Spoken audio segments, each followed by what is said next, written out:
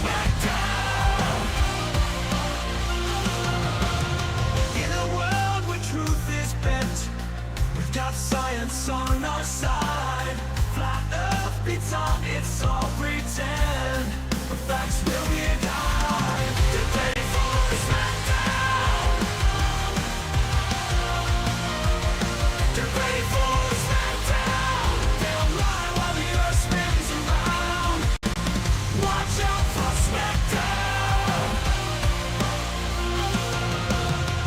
They cling to ancient misconceptions. We've got truth in our possession. No room for doubt, no time to waste. It's time to put Flat Earth in its place.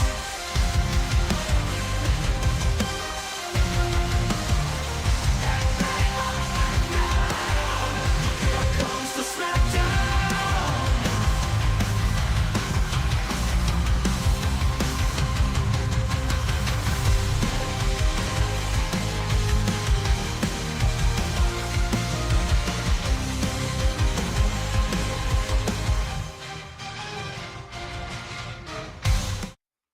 Welcome everybody to Tuesday. It's not Tuesday night, it is the Nutcase Chronicles. And tonight I will be reviewing the nutcase known as Flat Earth Dave, also known as DIRTh, Deep Inside the Rabbit's Hole. He spoke a while, it was in February I think, at a conference of nutters. I think that probably every single thing that was said at that conference could be featured on here. Maybe I'll find some of the other speeches and presentations there and review them in future weeks. But tonight is dedicated to DIRTh. Now, if you are in the live chat, or if you are not, if you're coming in later, I've given you a gift, a little gift, a link to a comment in a video. And I'm going to ask, don't just go there yet. Where DIRTh has commented to me. And so if you have anything you'd like to say to him, I will ask, here's my request, be polite, be firm, be polite. Don't say things that your mom would not want you to have been saying when you were younger. Note the channel that it's on is Justin Peters. He's a Christian guy. He was interviewing Will Duffy. So know where you're at when you're there, but feel free to give DIRTh a little bit of holding to the fire of his feet, if you will. So the link is in both the live chat pinned to the pinned comment and well, you can't see it, but it's right up there on my screen. And in the description if you're watching this later. Say hi for me, or hi for yourself, or whatever. Also, you'll notice right here I've got Penny joining me tonight. Hello, Penny. That would be Axis of Rotation's daughter. Everybody say hi to Penny. And oh, there he commented. He says, "Thanks, Mike. Penny is loving it. You rock." Thanks, Axis. So and then, he did ask, the same person, Axis, asked, what about merch? And so I don't push it much, but I'd love it if you all were sporting a little bit of MC Toon merch. So right now I've just got for attire, I've got the Toonies sweatshirt and the Toonies t-shirt, and then 3 different mugs. If you want Santos's wisdom mug, or a Toonies mug, or a Flurf Tears for 5 years mug. I don't have it here, but I was going to be up only for April, and I forgot to take it down. So if you want that mug, you're going to have to get it soon, because I will be taking it down. I'm going to replace it with a different mug. And you notice this is Toonies. Now, if you're in Toon Army, you might say, hold on a second. I want my Toon Army shirt. I got one working. Some people have sent me some ideas, so I'll get that one going. And then you can be the Toon Army. You can be a Toonie, as is your choice. So but you know what? It's time now. It's time now to get right to it. To Flat Earth Dave, the scammer, when he had got himself into this conference here in Acapulco. Yes, in February he was in Acapulco. The app is doing well. It's selling well, people. Don't worry. He somehow managed to get down there, selling his app. So, all right, let's give it a listen here. Comes, woohoo! All right, woo! Thank you. So I'm going to ask one question. I'm going to go very fast today because I found Oh, look, he started with his app. out I could lay out 50 flat Earth proofs, and if I don't cover the one thing that you were thinking, then the Earth is a globe. So my question is, and I thought about this. Well, the Earth is a globe regardless. They're DIRTh. How many of you here, raise your hands, wait, are 100% sure the Earth is a globe? Put a 1 in the chat. Couple, very good. Get out of here, Alec. All right, and I'm not categorizing you all as flat earthers. You're open to suggestions, so we're gonna. Yeah, so he knows his audience. He went to a Nutter conference. People that are interested in not truth. See what goes on here. So let's see if I can do this. All right, so there we go. All right, so the Flat Earth Awakening. Here we go. The irony. So Flat Earth is, as the CIA developed PSYOP, created to discredit all truthers. We all thought that. I thought that. I came up with the term ban for life based on anyone suggesting I even watch a Flat Earth video. And I wouldn't do it. And then I finally decided to do it. There we go.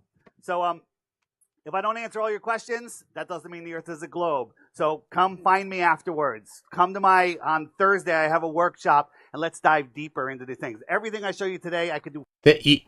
You can't dive deeper into it, Dave. You can't answer questions. What time will the sun set in Acapulco? You don't know. Based on flat Earth geometry, you can't answer that question. So I did put the volume. I fixed the volume, sorry. 45 minutes on each slide. So we're just going to plant a bunch of seeds today, and it's up to you whether you want to water them. So I can go on YouTube, you can go on YouTube, and you could look up UFOs, you can look up fairies, you can look up the Loch Ness Monster, and it's just a regular, dragons. They'll just show you something. But if you look up Flat Earth, you get there's a alien, a hollow Earth. But if you look up Flat Earth, you get a Wikipedia warning saying, don't look here. It's been disproven, it's ridiculous, and don't look there. So you all know, if they say don't look here, where are you looking? You got to look there. All right? So, and that really shows a problem with their mindset. It's the anti-disestablishment thing. It's if the people that know about stuff say that their ideas are dumb, then they must be right. Well, no. 2 + 2 = 4, and anybody saying that it's otherwise is wrong. The Earth is a globe. Anyone saying otherwise is wrong. Tartaria is stupid. It's wrong. Anyone saying otherwise is wrong. So just because you disagree with some of those things doesn't mean all of them are. Now I'm not saying anything about all of the tags that YouTube puts in there. I don't know if I like that or not. I get them on most of my videos. This video definitely will have it. So I don't know. For me, I'd rather not have it. So anyway. Andrea Huddle. Yeah, I'm not going to read that out loud, though. Thanks, Andrea. people are emotionally attached to their ball, right? You were trained as a child. That's one of the first things you learn in school is the orbits of the sun and the moon and No, one of the first things you learn in school is how to count and how to write the letters, Dave. The orbits are not spoken of too much in kindergarten. like yes, it's covered in elementary school because it's reality. Oh my gosh. and everything. So it's emotional when you have your ball taken away. I'm taking your ball away, so deal with it. You're all grown-ups, right? The shape of the earth does not matter. It's your position in it and your ability to reach your maximum potential. So what do these three things have in common? Okay? And notice the conference he's at, right? He knows his audience. He's tailored this to his audience. right? He's that those in the middle there. He's about right. He's what he's about to talk about. He claims it doesn't even exist. I don't care. You know, different people have different opinions on whether or not the medicine was good or not. It existed. The sickness existed. Dummies. All of them Yo, Team Skeptic, good to see you. are horseshit. Okay, all of them, including that one right there. That's what you Google flat Earth. That's what comes up. That's a flat Earth and a heliocentric model. It's two fake models in one. That's the fakest of them all. This is more real than that. Okay. Yes, Eric Burns. Rob Skeba did. You know what? I'm gonna I pulled this up today. I'm gonna here, I'll let you see this. I think this is the last post that Rob Skeba did on Facebook. Look at this. Look at this. He said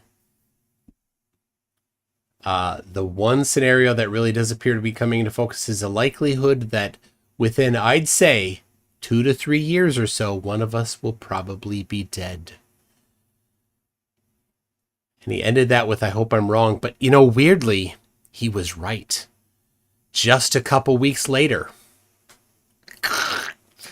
So, yeah. A weird prophecy from Rob Skeba that came true about himself. Man, that didn't go well for you there, Rob. So, yeah, that one in the middle, that definitely didn't do well for Rob Skeba. RT96 says you should be a flat earther regardless of the truth. Sin Cleanser 2024. He said that? Oh my gosh. I believe him. I believe he would say that. He is like that. Axis of rotation said earlier, I want the very, very expert one. Oh, the expert, the shirt. That I do have, if you search, you can search for it. You can find, I'll scroll up to it here. You can find the shirt, the merch that is my old merch on Teespring if you're interested. But I didn't like the quality. That's why I moved to Fourth Wall. So the shirt that I got from Fourth Wall is better quality. So anyway, I'll make a very, very expert one there too. So, all right. Kizzo52 says, hey, Toon, I learned about your channel from Veritas vid. Thank you for your dedication, man. Well, thank you, Kizzo, for that. I appreciate it. This is my hobby. I love doing this. I mean, I worked all day today. I went and played Ultimate Frisbee for an hour and a half with the family and a bunch of people in the community. And then get home, hang out a little bit with the wife, and then I'm like, good night, I'm going to go do this. So I love doing this. The more I can do of this, the better.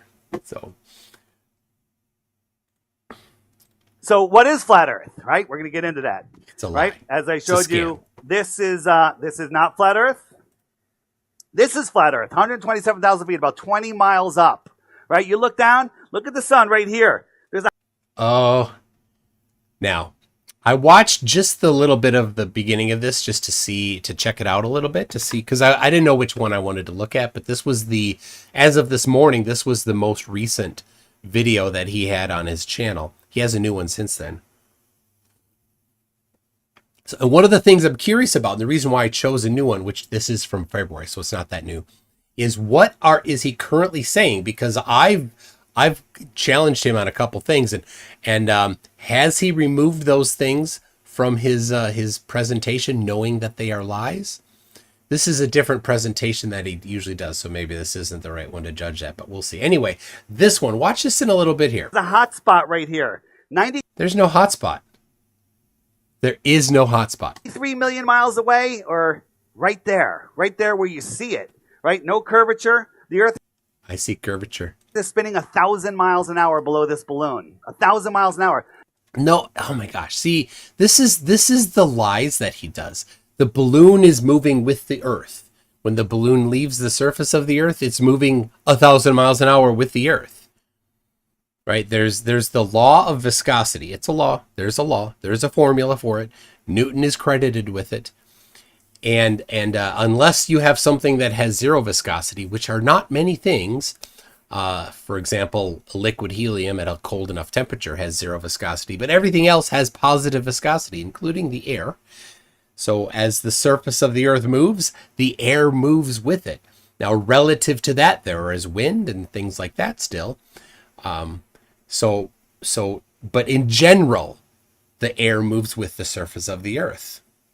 So the balloon is in the air moves with the surface of the Earth. So the balloon is not moving 1,000 miles an hour relative to the surface of the Earth. The balloon is moving, and this wasn't at the equator anyway. The balloon is moving with the Earth. So, but here, now I moved it forward a little bit. If you can look there, you can see now that the curve is curving up on both sides. You see that? So the problem that flat earthers have is that if you get to 120,000 feet and you have a good lens, you see the curve of the Earth. So they choose videos, they cherry pick videos that have fisheye lenses, or they're not really fisheye, they're barrel distortion lenses, typically a GoPro that has strong barrel distortion. And then they cherry pick a short section of the video. And that's what this is. This is a short cherry pick portion. And you can see that the horizon is below the center of frame. So a barrel distorted lens will cause things below the center of frame to curve up like a smile. And things above the center frame will curve down like a frown. So the horizon that is below the center frame is already curving down, but because of the barrel distortion, it's pulling it up. And so they'll cherry pick the portion of the video where the lens is just at the right angle, where the curve of the horizon is almost as good as they can cherry pick, negated by the curve due to the lens. But they don't get it perfect because it's moving a little bit. And we can see right here it's curving up a little bit. The barrel distortion is causing that. So yeah, it's concave right now. This balloon was up there for 3 hours. It should have landed 3,000 miles out in the ocean. And, oh my gosh. You know, speaking of what kids are taught, right away in elementary school, I remember myself, 4th grade is when I was taught conservation of momentum. And obviously Flat Earth Dave skipped that day and every day after. Because if you're moving 1,000 miles an hour with the Earth and the air is moving 1,000 miles an hour with the Earth, when you're in the air for 3 hours, you've moved 3,000 miles with the Earth. You're going to land, if negating wind, which of course exists, you're going to land right where you started. And that's, so does Dave know this? I think he does. I think he is aware of this, but he is tailoring his speech here to fool people that are not smart enough to understand it. And the audience that he's chosen, I think, might be the people that are just the ones that are not smart enough to understand it. But it landed east of where it took off. The Earth is spinning, and it outran the Earth and landed down. If you can't... Now, that little, I don't know if you saw that, but the lens changed a little bit. I don't know if that's in Dave's video or if that's in the presentation, because this is being presented on a screen, but this portion is not the camera showing Dave of the screen. This portion is either, taking the feed directly from his phone, because he's doing it on his phone. You can see he's doing all this on his phone. So, but now you can see it even more clearly, that little concave. So now the Earth is concave, right? He's trying to present this. This is what's really funny. He's trying to present this as truth. This is the truth.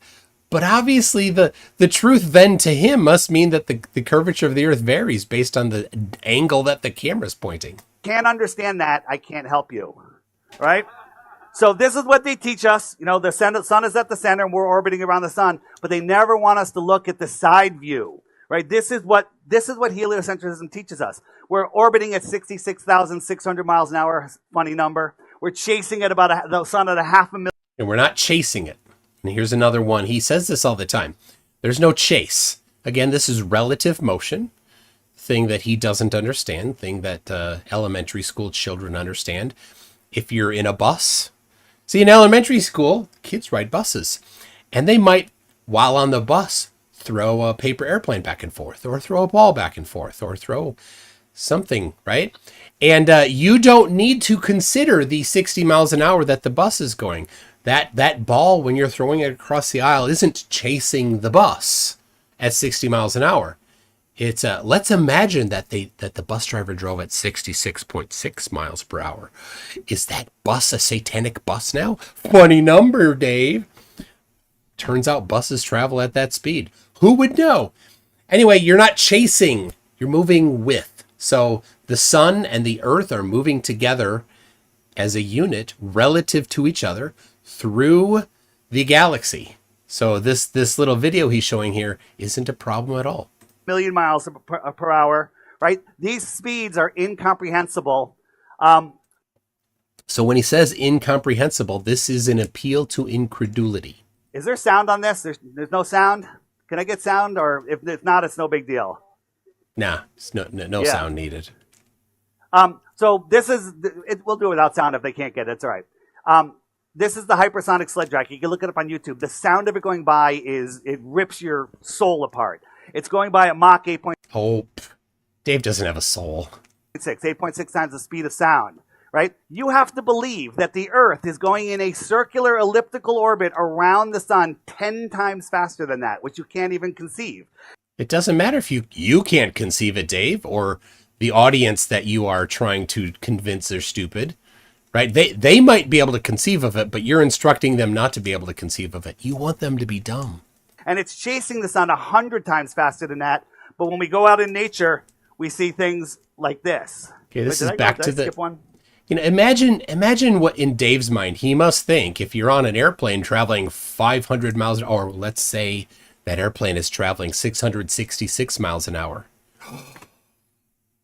If you are walking to the bathroom and if Dave goes to the bathroom and doesn't sit down but instead stands up for a change to go to the bathroom, that the stream would have to fly against the side, right? According to him, it would have to, right? And if he would make the mistake of jumping while he's in the plane, he's going to slam to the back of the plane at 666 miles an hour. Is he serious about this? Is he actually this stupid? Or does he know and he's trying to fool people that are actually that stupid? I don't know. Whoops. I just lost connection. What is going on here? I gotta restart. Hold on. I lost connection. Hold on. Nobody. Yeah, it's okay. It's okay, Dave.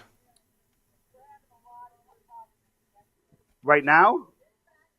What? Yeah, but no, the internet is no. That's not the issue. Okay, so I just want to show you. So we look out in nature. What do you see here? You see a still lake. Imagine Dave flew there. Think about this. Dave flew to Acapulco, I think. Well, maybe he drove, but I'm guessing he flew. And while he was on the plane, it's pretty common while you're on an airplane for the to receive a beverage.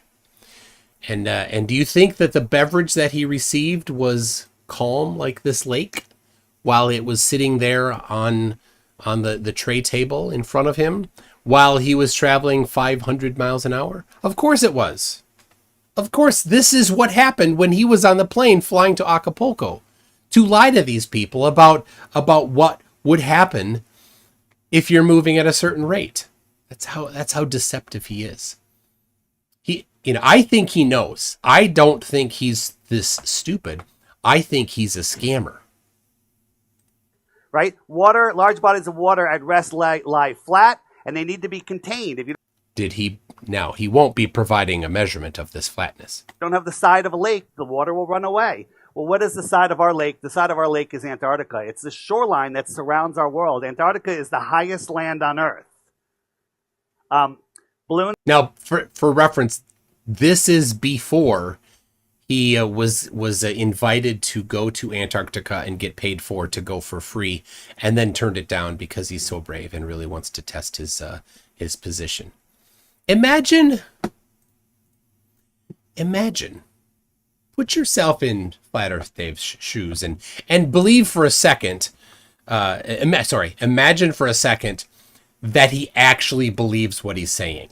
Okay, I know this is going to take a little bit of a suspension of disbelief, right? Imagine for a second that Dave's not a scammer and that he actually believes what he's saying, right? And he's offered a free trip to Antarctica to go and get first-hand evidence of things matching the claims that he's been saying for all these years. Imagine that opportunity. Somebody else is going to pay for you to go, Dave. You go there, you get this a person that believes it would say, yes, I'm going to go there. I'm going to get the evidence firsthand proving what I've been saying. And then Flat Earth Dave can be the leader into enlightenment as the one who brought the final, the proof that everybody needed, right? If he believed, which we know he doesn't, but would finally have the proof that the sun does what Flat Earth says in Antarctica instead of doing what the globe says in Antarctica. Imagine the glory of the person that is spearheading that. He would be the one to lead the earth into enlightenment. And what does he do? Nah, can't be bothered. Yeah, can't be bothered. Think about that. He could have been Neo. He could have been Neo for Flat Earth. Right? He's going to be the one that at the end of the movie, Agent Smith is coming after him and Flat Earth Dave could be the one standing there like this. And then all the bullets fall to the ground and then he reveals everything. Imagine he could be that, but he won't. He said, nah, I couldn't be bothered. I'm not, nah, I wouldn't want to do that. Because he's a scammer, right? Obviously, it's super obvious that he's a scammer because if he really cared, if he believed, he'd be the one. He'd be it. He could bear the torch. But no, he can't. He didn't want to. So, too bad, Dave. You had your chance. Sun's going up. Look at it. Is the Earth spinning 1,000 miles an hour, or is that just going up and floating over a flat stationary Earth? People say we've known the Earth is flat for 2,000 years. Eratosthenes figured it out with his sticks and shadows, right? The story is he noticed that he could see the bottom of a well, the sun reflecting, so the sun's over him. Good observation. So he sends his buddy 5,000 miles away who counted his steps, figured out how far he was, somehow was able to communicate with him, and he put a stick. How can you screw that up? They didn't need a real-time knowledge of it. He didn't need to communicate with him. He just said, hey, go measure the distance and tell me about it when you get back. Right? It's like you didn't need that. But you know what? So this reminds me. So there are several things that Dave says. There are several things that Dave says that are untrue that I'm going to simply put together an offer for him. $10,000 to prove your claim. So this is coming up with one of them right now. So just a second. I'm going to write them down as I do it, right? So I want to take notes here as I do this. Bulleted list. I'm taking notes in Evernote. You can't see it. Maybe if you read the reflection off of my eyeball, you could see it. Enhance, computer, enhance. Okay, there it is. So let's go back to this. So this is going to lead into a $10,000 challenge to DIRTh that he won't be able to do. Stick in the air and measured the shadow, and Eratosthenes put a stick in the air and had no shadow, and they figured out the circumference of the Earth. Awesome math. It works great. It does. The problem is it works great on a flat Earth also with a No, it doesn't, Dave. That's a lie, Dave. small local sun. Here's Eratosthenes, no shadow. Here's his buddy, shadow, just like over here, no shadow. Shadow. Do the same math, and they both have the same sphericity. All right, Dave. Well, Here is the preface to the challenge, Dave. I'll give you real measurements, actual measurements, right, that people have done, and you can show the math. You can show the math where it works for flat Earth, as the left side of your diagram shows. I'll give you, just like this diagram, I'll give you 3 different measurements for 3 different latitudes on the same day, right? And if you can show how the math works, as you just said, $10,000 will be yours there, Scammer Boy. This isn't the official challenge. I'll put it together in a separate challenge for you there. So anyway, let's see here. We've got where to go.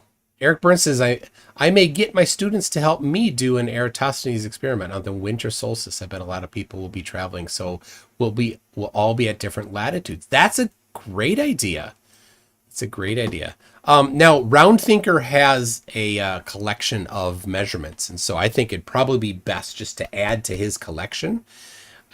He has a spreadsheet of them together, and yeah, the more we get, the better, because as we see in this diagram here, more data is improves the quality and narrows down the margin of error. Of course, you do need good quality measurements. So Eric, you'll need to be sure to teach them how to do a good measurement. So, Unflat Earth from New Zealand. I think is that let's see, what is that? You've been around a long time, haven't you? Anyway, he says, I hope Witsit travels with Jaron. There will be no amount of word salad that will be able to disprove what they document. That's true. 100% true. Yeah, it'd be good to see both of them. I could just imagine, like I can just see, I can see that, like, you know, they're going to be sitting outside the tent there the first night, watching as the sun goes south, stay up, south, stay up, south. And that, you know, up all night long. They're just sitting there going, oh, our grift is done. Jaron will be fine, but Witsit, man, he's going to be so sad. I mean, this is his entire persona. Jaron's like, Jaron can host debates. Jaron does crypto stuff. Jaron, he'll be fine. Jaron will be good. Witsit's got nothing. This is it. He's got nothing else. Let's audit NASA. Really? How's that going for you, buddy? It's not like you can't just go get the data already for free. Anyway, MK Ultra says, Dave, inconceivable. Me.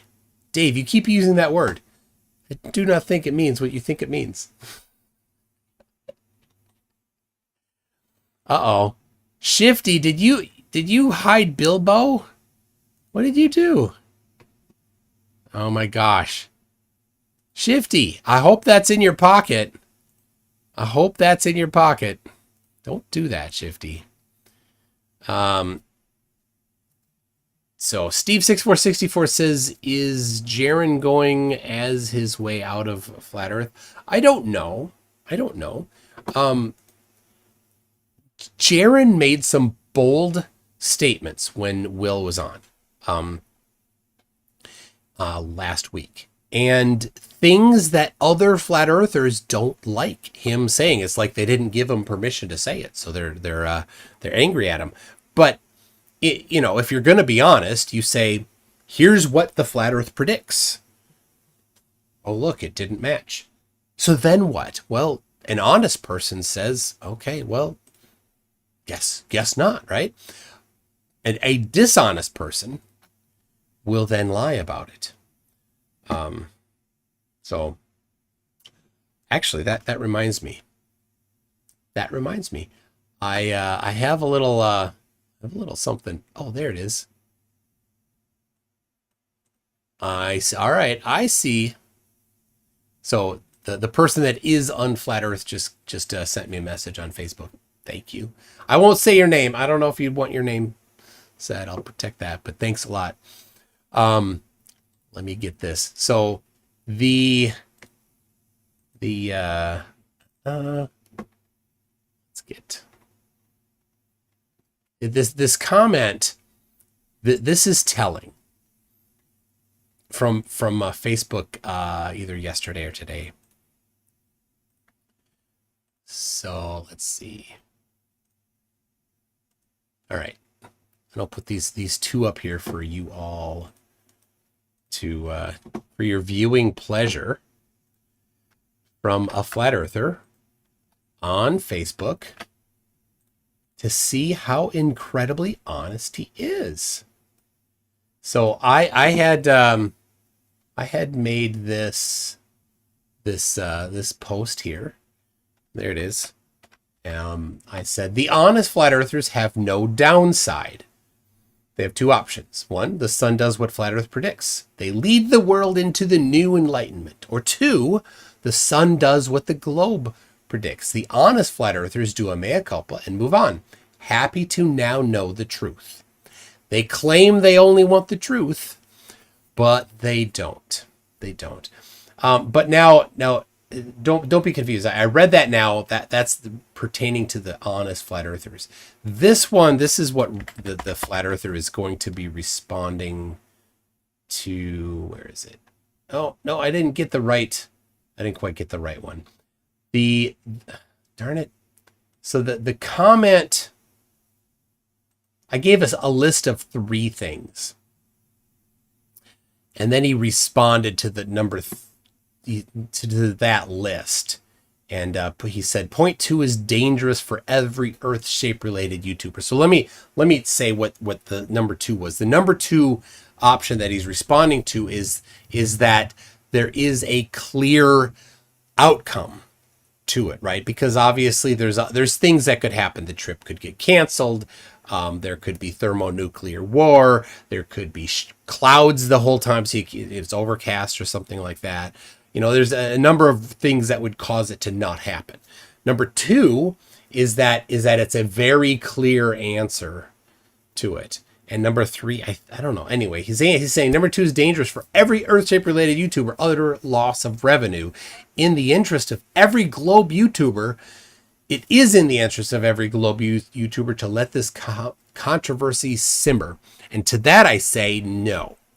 I am 100% committed to having an absolute conclusive answer to this. And if every single flat earther at the end of this says, I'll be honest, and Earth is a globe, I would say yes. I have no more flat earth content to do. I either will find a different hobby or I will do something else on YouTube if I continue. There's enough nutcases out there to fill many lifetimes of people that want to debunk their nonsense. So it's a target-rich environment. I'm not concerned. Anyway, so that's the thing. But so I said, well, if you're correct, and I screwed up so then I said, if you're correct, then if people are honest, it ends the income for both sides, right? Either way, if the outcome is conclusive, then if the outcome is flat, then all the flat earthers can say, yay, we were right. And all the globers, if they're honest, and I will definitely hold everybody to that standard. They should say, oh, okay, done. Both sides then would have, right? Certainly the globers in that instance would have no more income, right? And the flat earthers then would lead the new enlightenment. So they would get their Nobel Prizes and lead with the new teachings of physics and all that. But I said, I'm absolutely fine with that. I'm employed as a software developer. My income is fine either way. If the sun does not stay above the horizon and do circles, I will declare the Earth to be flat, upload that video to my channel, and delete all the old videos. Then throw away the keys to my channel. Ranjan, whatever. Will you commit to the same? His answer is no. I would still search for an alternative reason for such a phenomenon to occur. Telling us all he is not interested in the truth. He has pre-selected his conclusion. Everything that doesn't match that conclusion is by default wrong or rejected to him. Not wrong, right? I won't say that. It's just rejected. Because he does not care for the truth. Right? Follow the evidence where it leads. Don't require the evidence to match your pre-selected conclusion. This right here shows how dishonest flat earthers are. At least this flat earther. And this is the kind of thing that Jaron was actually talking against last week in that video. He was saying, he was putting his foot down. He was drawing a line in the sand saying, hey, if the sun does what the globe says, and there's no actual flat earth explanation for it, that's trouble for flat earth. And other flat earthers are like, what are you doing? You can't do that. I'm like, dude, that's an honest position. So, anyway, Mike Bertelson says, but anything he comes up with will be an appeal to possibility logical fallacy because he'll have no evidence. Well, it depends. It depends on yeah. Which flat earthers will be honest and accept the evidence. And that's something as we get closer, I think might be something that could be documented, right? I haven't done it yet, but I'm planning to really clearly state what I will do in either circumstance, right? And if the sun does what the flat earth predicts, like I said there, I'll upload a final video to my channel and delete all the other, to both my two channels. I'll do it to both. I'll send the video to both. Delete every other video. So the only video there will be those. I'll do that. I will even get rid. I'll put this in the video that I'm going to upload, stating my position.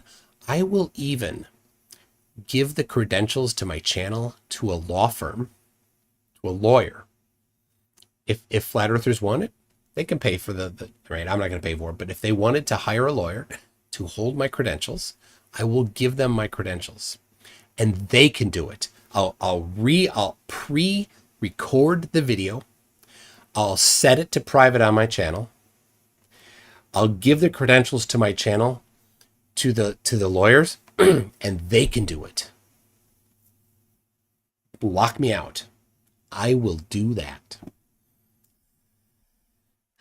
So that's how bold I am. That's how confident I am. What flat earther is that confident? Are there any? If they aren't, they're dishonest. That's what I think. Right? I think that every glober should be willing to do the same thing. Right? Now, if their channel covers other content, then say, okay, I'll just do it for flat earth stuff. Right? That's fair to put that up. But I think I'm confident enough that I have non-flat earth content. I'm confident enough in my position that I'll put all of it up. I'll say it's all on the line, every single bit of it. So, and Mark W says, but will they do the same with their channels? My guess is they will not. My guess is, for the most part, flat earthers will all move the goalposts and change their position. We've seen that already in some of them. Taboo Conspiracy has already, in some comments that I've seen. We'll see what he does, if he actually takes a stance. But he's already done some squirming, right? DIRTh, definitely. He won't put it up. No way. No, not a chance. It's all about the grift for DIRTh. So, I would hope that the two, if Jaron and Austin do accept and do decide to go, I would hope that they will do the same thing, have enough confidence. So, you have to do the live video from Lake Titicaca. It'd be great to go, and on the way there, stop at Lake Titicaca, because you got to go to South America, right? It'd be great to go to Lake Titicaca and do spend a day or two there, but no. Liz K says 24-hour sun is impossible on flat Earth, and up this challenge may all agree. The problem, Liz K, is actually it's the opposite, and this is a problem that a lot of people misunderstand. Sunset is impossible on flat Earth. Even in Antarctica, the sun could not set. How high is the sun? Flat earthers don't know, but generally it's between 2,000 and 4,000 miles is what they say. Take 3,000 as one of the most common. When you're in Antarctica and when the sun is over the Tropic of Capricorn and it's 12 hours away from local solar noon on December 21st, the sun would still be up. That's the thing. And flat earthers have so convinced themselves and convinced other people, they're like, well, if the sun sets in Antarctica, then they're like, no, it's not a problem for flat earth if the sun stays up the whole time. The problem for flat earth is if it's south of you for 1 second, right? If it ever crosses south of you. In fact, it's a problem for flat earth if it's ever due east or west in Antarctica. It can't get due east or west in Antarctica. It always has to be north, and it has to be doing ellipses north of you, right? Slightly to the east and slightly to the west. That's what the actual flat earth prediction is. So the fact that the sun sets already debunks flat earth every single day of the year. So, Unflat Earth says Mark Sargent already stated during the Netflix video that even if the Earth was proven beyond all doubt to be spherical, he would still stay a flat earther. And that statement shows that he's a pathological liar and a scammer. Right? 100%. Yeah. If you will state that evidence won't sway you, then you're a liar. I don't care what position you have on what topic. And I've said it before, we are all susceptible to this. Be aware. Don't do that. Don't put yourself in that position where you will reject evidence. Right? I've caught myself doing that since I've been doing this flat earth stuff. I'm like, hold on a second. I used to think this based on a pre-selected conclusion. I can't anymore. So, all right. So Liz K, I mentioned before, Liz K comes back and says, I see your point. I was thinking in terms of no sunset. Yeah, I mean, you're right. So, the actual prediction is that the sun would not set, but for some reason they think that the sun would set and they come up with excuses. Okay, apply that. How does the sun set on flat earth? Whatever magic words you say, then definitely it would have to set in Antarctica, because if it's too far away, it's farther away. If it's light attenuation, it's attenuated more. If it's perspective, it's perspected more. It doesn't matter. In Antarctica, all of whatever lame excuses they claim for the sun setting is even more in Antarctica. So yes, according to their excuse-based model, the sun must set. It must be set for much, much longer. But whatever. Steve Revel says, I have a headache. I didn't when it started.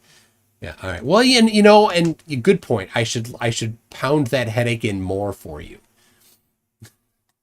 Right. So the experiment proves nothing. It doesn't prove either, but It does. teach it to us as it proves everything. Eratosthenes said the sun is far away, therefore the rays are coming in straight. No one's ever seen straight rays. We always see crepuscular rays like this, like the sun is right there above the clouds. If Eratosthenes was right, we'd all see this. No one. For all the talk that flat earthers do about perspective, none of them understand perspective. That is not what you would see if light rays were straight. Right? I guess if there were just holes in the clouds and somehow you were able to force the light to only come vertically, if you could like polarize it that way somehow, that would be what you'd see, but that's not reality. But yeah, let's have a look at. I mean, I hope you've seen it before.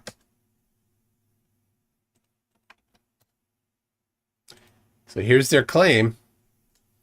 Flat earthers do these So there's the crepuscular rays. But here we go. Look at that. Oh no, Dave. They're actually parallel. How is it that those rays are actually parallel? They didn't look parallel a second ago. They looked crepuscular a second ago. But it gets worse for you, Dave. It gets worse. Hold on. Here you go. So here's his claim. Well, then where's the sun has to be in those trees. And in those trees. Come on, Dave. What gives? How come the sun? And on this lady's shoulder. How did she not get burned? And why, if crepuscular rays show you where the sun really is, then how come it's inside this room with this lady, and nowhere else on Earth is the sun visible because it's just inside this room? When did this happen, and how come it wasn't reported in the news? And of course, the sun has to be inside this island, right? When none of this works when you test it, and that's why Dave won't ever talk to me, because every single one of his lies I'll challenge. But here we do see parallel rays. When you look at it from above, you see them as parallel because you're not down within it where they're splaying out as they come toward you. They're not actually splaying out, but with the closer ones, the angular size of the closer rays is bigger because it's closer, and the angular size of the gap between the rays that are farther away is smaller because it's farther away. So, all right. Oh, we've got a super chat from Alejandro Vallejo. I hope I got that right. For 200 MXs. Is that Mexican pesos? It says, my problem with Jaron is that after the results of his interesting experiment, you explained to him how despite the editing of the documentary, the results still demonstrated a globe, and he still refuses to admit it. Well, yes, I have shown it to him, but he hasn't looked. He hasn't actually looked at my analysis of it. I'm like, one of these days I just want to get him in a good enough mood to walk him through it. Just privately. Just Jaron, let's look at it. Let's do the math, you and me. Right? He's busy, I'm busy. We got stuff going on.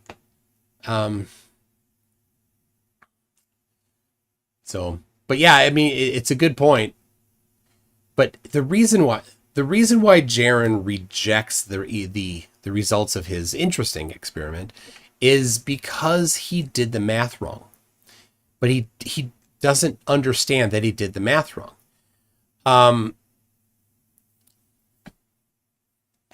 So yeah.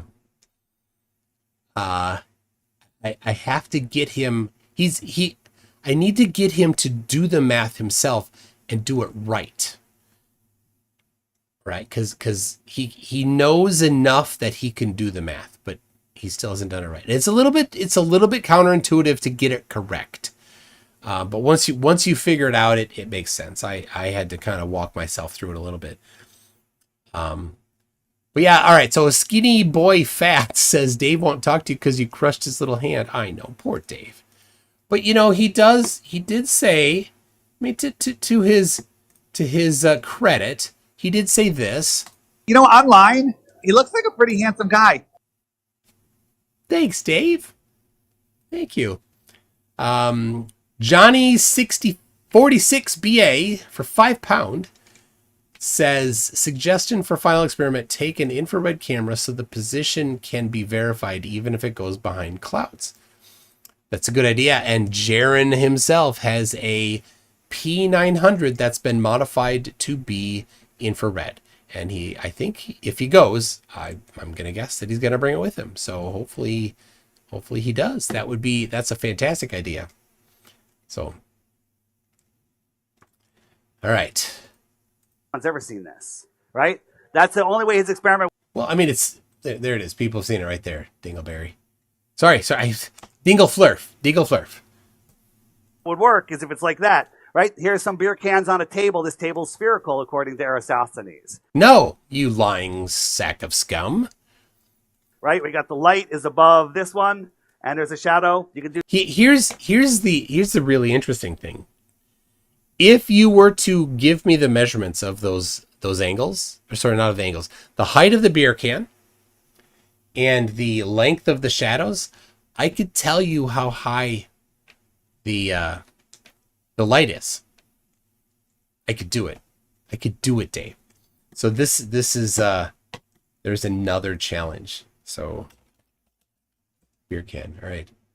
I'll challenge him to give me, to set up something like this. This is a meme that he got from somebody else because 90% of his content, I'm being generous, it's probably more than 90%, is just memes from Facebook that he's just recycled and claimed as his own. So Do some really good math. The math is absolutely correct, but Eratosthenes he's never done the math. He can't do math. was wrong. Let's move on to sunsets. So sunsets, that was a big one for me. The sun goes below the curve. That there's no other way to explain it. That's right. There is no other way to explain it. He's going to say some word salad, but it won't be right. This sun right here is going beyond. Remember that, beyond the horizon. Just like this sun is here, as things go away, they get lower in the sky, and it's going to go beyond that cloud. But that cloud's up in the sky, and you can understand that. But if that cloud was 30 miles away, it would look like the horizon, right? It would look like the horizon. There's that one, it's going beyond it. So right. Here's a sun that looks like it's setting. So here, again, he knows it. So we're to the point of the video I've not seen yet. So, but I'm not familiar with this particular video, but I know already he's going to show the glare of the sun. I don't think I've seen this particular video, but here's my guess. It's going to zoom in, and when it zooms in, the exposure of the camera will automatically decrease because the sun will fill the frame more. And when it does that, the glare that you're seeing there, that's all glare. You see that stripe that's coming off on the water? That's more appropriate for the size that the sun actually is in angular size within the frame. All that extra stuff, that's all glare. Right? This is all, I've not seen this before. Let's see what happens. But if we zoom in, this is a super clear day, we can see it's not setting. It's way up in the. Oh dear, look at that. When you zoom in and this camera exposure reduces, the reflection off the water is the same width as the sun, just as I said. Sky. So the optics of the atmosphere, especially when you're looking across. That's the optics of the camera, Dingleflurf. The atmosphere are very, very confusing until you really understand. They're very confusing to flat earthers, and they're confusing to the audience. Dave knows that this is glare. He knows. He's just lying. What you're seeing. So here is a sun. We're looking up at a building. We're in a street in New York City. We're looking up, and the sun's going away. So it went from like 12 o'clock to, let's say, 1 o'clock. So now the sun is, where is the sun? Is it below the horizon, or is it beyond the building? It's beyond the building. Now, how could we see it again? We could float up in the air and look over the building, or we could go backwards a couple miles, and the building would look much lower, and you'd be able to see the sun. Oh, my gosh. So let's look at perspective. So he just proved that you need something in the way to make it set. And he's trying to deceive his audience. Such a deceiver. This is a perspective grid. And here's this guy. Here's his eye line right here. And I'll put him out in there. What can we say about the top of this mountain? The top of this mountain is thousands of feet above his head. So the top of the mountain is thousands of feet above his head. Same thing. He can go up or backwards. So let's move him.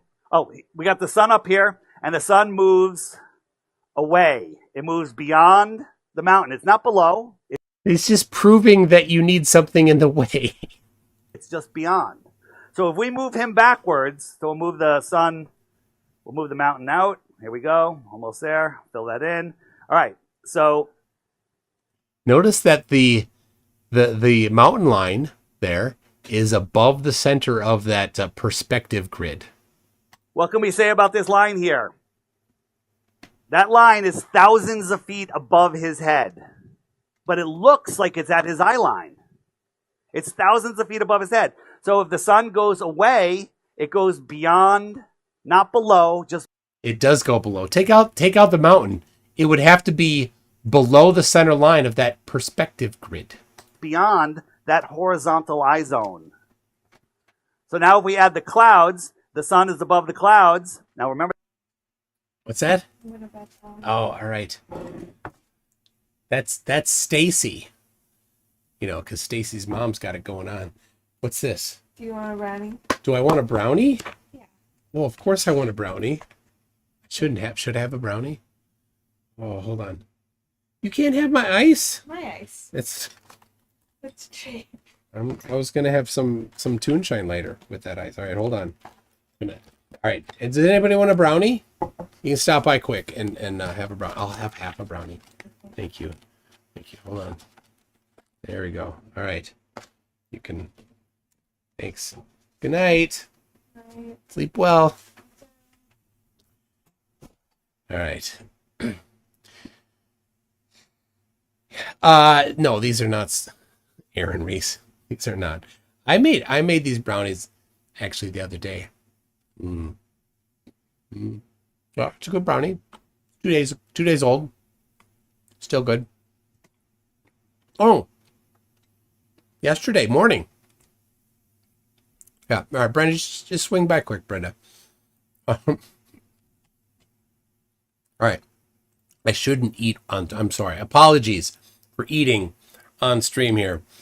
No, C3PO. They're not. Have I told you? I mean, I've said it before. All right, I'll tell you again. In 7th grade, shop class, the teacher, he didn't care, right? He's like taking attendance. He's like, Aaron Reese, here. Brenda creates, here. Eric Burns. Eric Burns. Eric Burns. And then 3 people say here at the same time. He's like, okay, he's here. He wasn't there. He was skipping. He didn't care. That's the shop teacher I had in 7th grade. Anyway, so we're working on engines. And in order to work on engines, you got to start them. And so you can't do it inside the building. So we're outside the building. So the back of the shop class has a door to go outside. We're all going outside. Teacher's in his office, door closed, doing whatever. Who knows? He doesn't care. The bell rings at the beginning of the class. The bell rings at the end. He's like, Anyway, and I go outside, and this kid is standing there, and he's a little taller than me, and he's got a pipe, and he's got a lighter, and he's like struggling to get it lit. I'm like, why are you having trouble getting that lit? Because I'd seen people smoke a tobacco pipe before, but this didn't look like a tobacco pipe. I'm like, why is he having so much trouble? It's not staying lit. And I'm just looking up at him, and he looks down at me and then blows in my face. And I got dizzy. And thus begins and ends my experimentation with weed. So that's it. And it's legal. It's legal in Minnesota now, but I don't need it. That's fine. Skinny Boy Fat says, when you were in shop class, I was in prison? Oh, dude. Well, I'm glad you're out. All right. Remember that the sun is above the clouds. The sun goes away, and it goes beyond. Where am I? Okay. It's still there. It's just a little delayed. And the sun goes beyond. So now it's below. It's been obstructed by the surface there.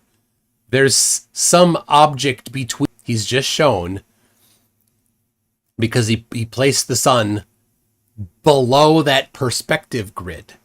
So, yeah, all he's done is show that you have to have something in the way. Good job, DIRTh. You destroyed flat Earth. That line here. So now what can we say about this line?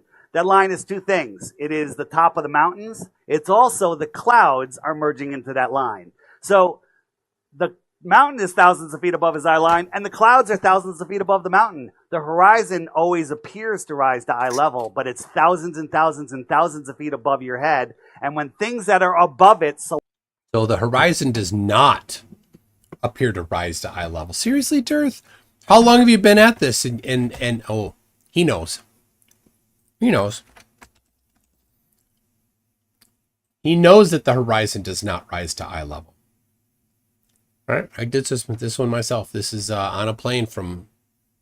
I mean, he could on the plane that he rode on to Acapulco. He could have measured it on that app on that same phone that he uses to sell his app. He could have installed the Theodolite app, and he could have measured to see if the horizon rises to eye level, and found that it does not.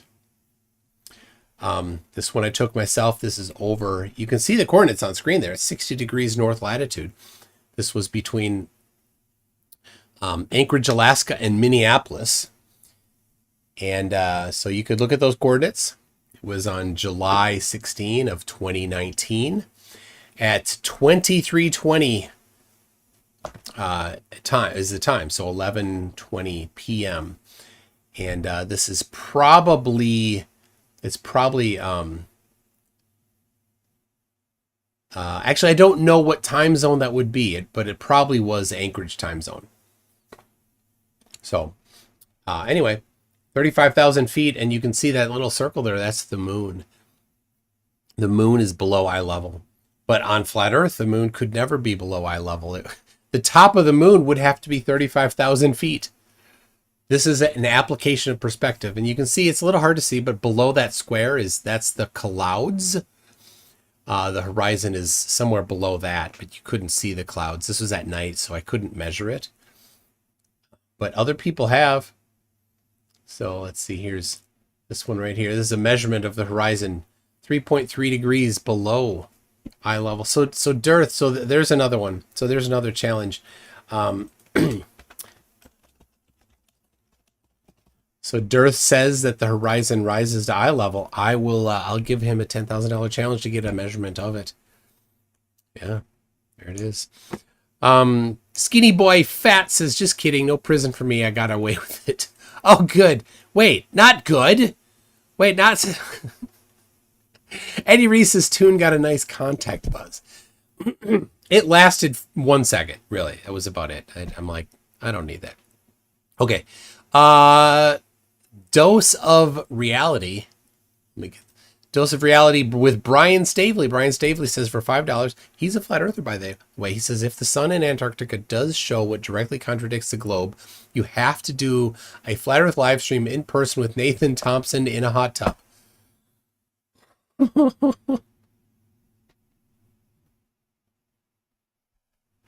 Oh my gosh. Brian, that's, oh jeez. Like, Brian, you've met him, haven't you? I've met him. In 2019, I met him. And in December, in 2023 December, I was in the same room as him. That was when I was at the debate, the Greg Locke and Dean Odell debate. I was sitting there in the back row with Dan, who was sometimes in the chat. I won't say his last name. And my wife and my daughter. We were all in the back row there. And Nathan, he looks over. He's like talking to somebody. And then he goes and he surreptitiously walks around to the back corner to the end of the row that we were sitting on. And then he looks over and he's got his, right, he's doing this. Right. And he's like, and then walks past me again. Like he took some pictures of me. So, all right. Right now, Brian Stavely, you clip this. I'll do this one just for you. I won't do this in the main video, but you can have this one, Brian Stavely. If the sun directly contradicts the globe in Antarctica, I will do a flat earth live stream in person with Nathan Thompson in a hot tub. There you go. I'm that confident. Gross. Alejandro Vallejo. Do you pronounce the L's or do you just get the Y? for 50 Mexican pesos says, yes, Mexican pesos, and congratulations. You pronounced my name better than Craig, at least the last name. Maybe you can teach him. I'll tell you, my cuñado taught me a little bit of California trash Mexican Spanish, including some words that he said, a word that does not really mean stupid unless it's in the right context. And he told me it means stupid. He said pendejo means stupid. That's what he told me. There, he's talking with his dad. They said that. I said, what's that mean? He goes, oh, it means stupid. I thought it, I didn't question him. I did not question him. And so at the time I was teaching martial arts. And there was this very nice, super polite Mexican family. And these two kids, they're just so nice, so innocent. And I'm like, oh. And I called the one pendejo. And they go, oh, we don't talk like that. Like, what did you teach me? So I had to go find out from somebody else. What does that mean? And it does not mean, unless in some narrow context, it does not mean stupid. Seriously. Yeah. Yeah. So I never again trusted any Spanish that he taught me. I'm just talking about that this weekend. So Max says only Mexicans use pendejo as stupid. Here in Uruguay, pendejo means a young child. Also pubic hair. It means young child? Dude, it has a lot of meanings. Because the meaning I was told is it means butthole, but not butthole. The slightly more vulgar version of that.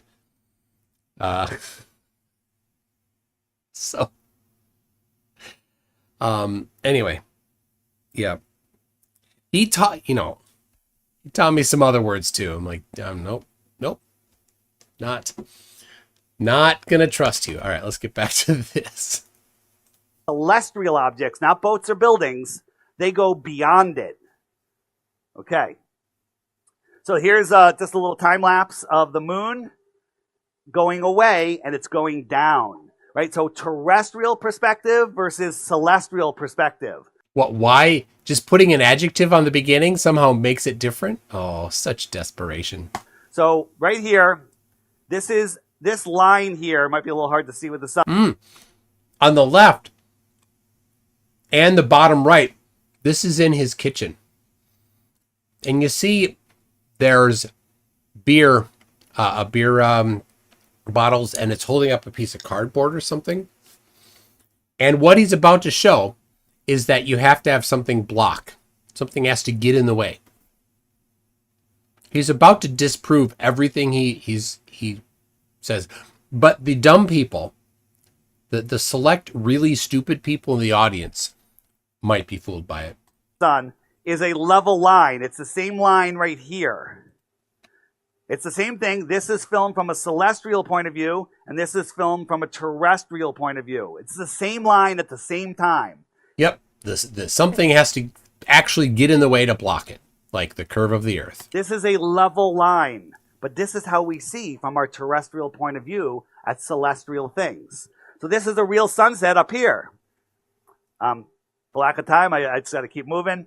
So here's our atmosphere, right? I'm standing on the Earth. The atmosphere, when I look up, I'm looking through that much atmosphere. So when I'm looking at a celestial object, I'm looking through the least amount of atmosphere. But when I look across at something closer to the horizon, I'm looking through all atmosphere. Yes, you are. I'm looking through an infinitesimal amount of more atmosphere. When you're looking through the atmosphere, lots of things happen. But we don't see like this. This is an orthographic point of view. Nobody sees things from the side. We all see things forward, right? This is what it really looks like.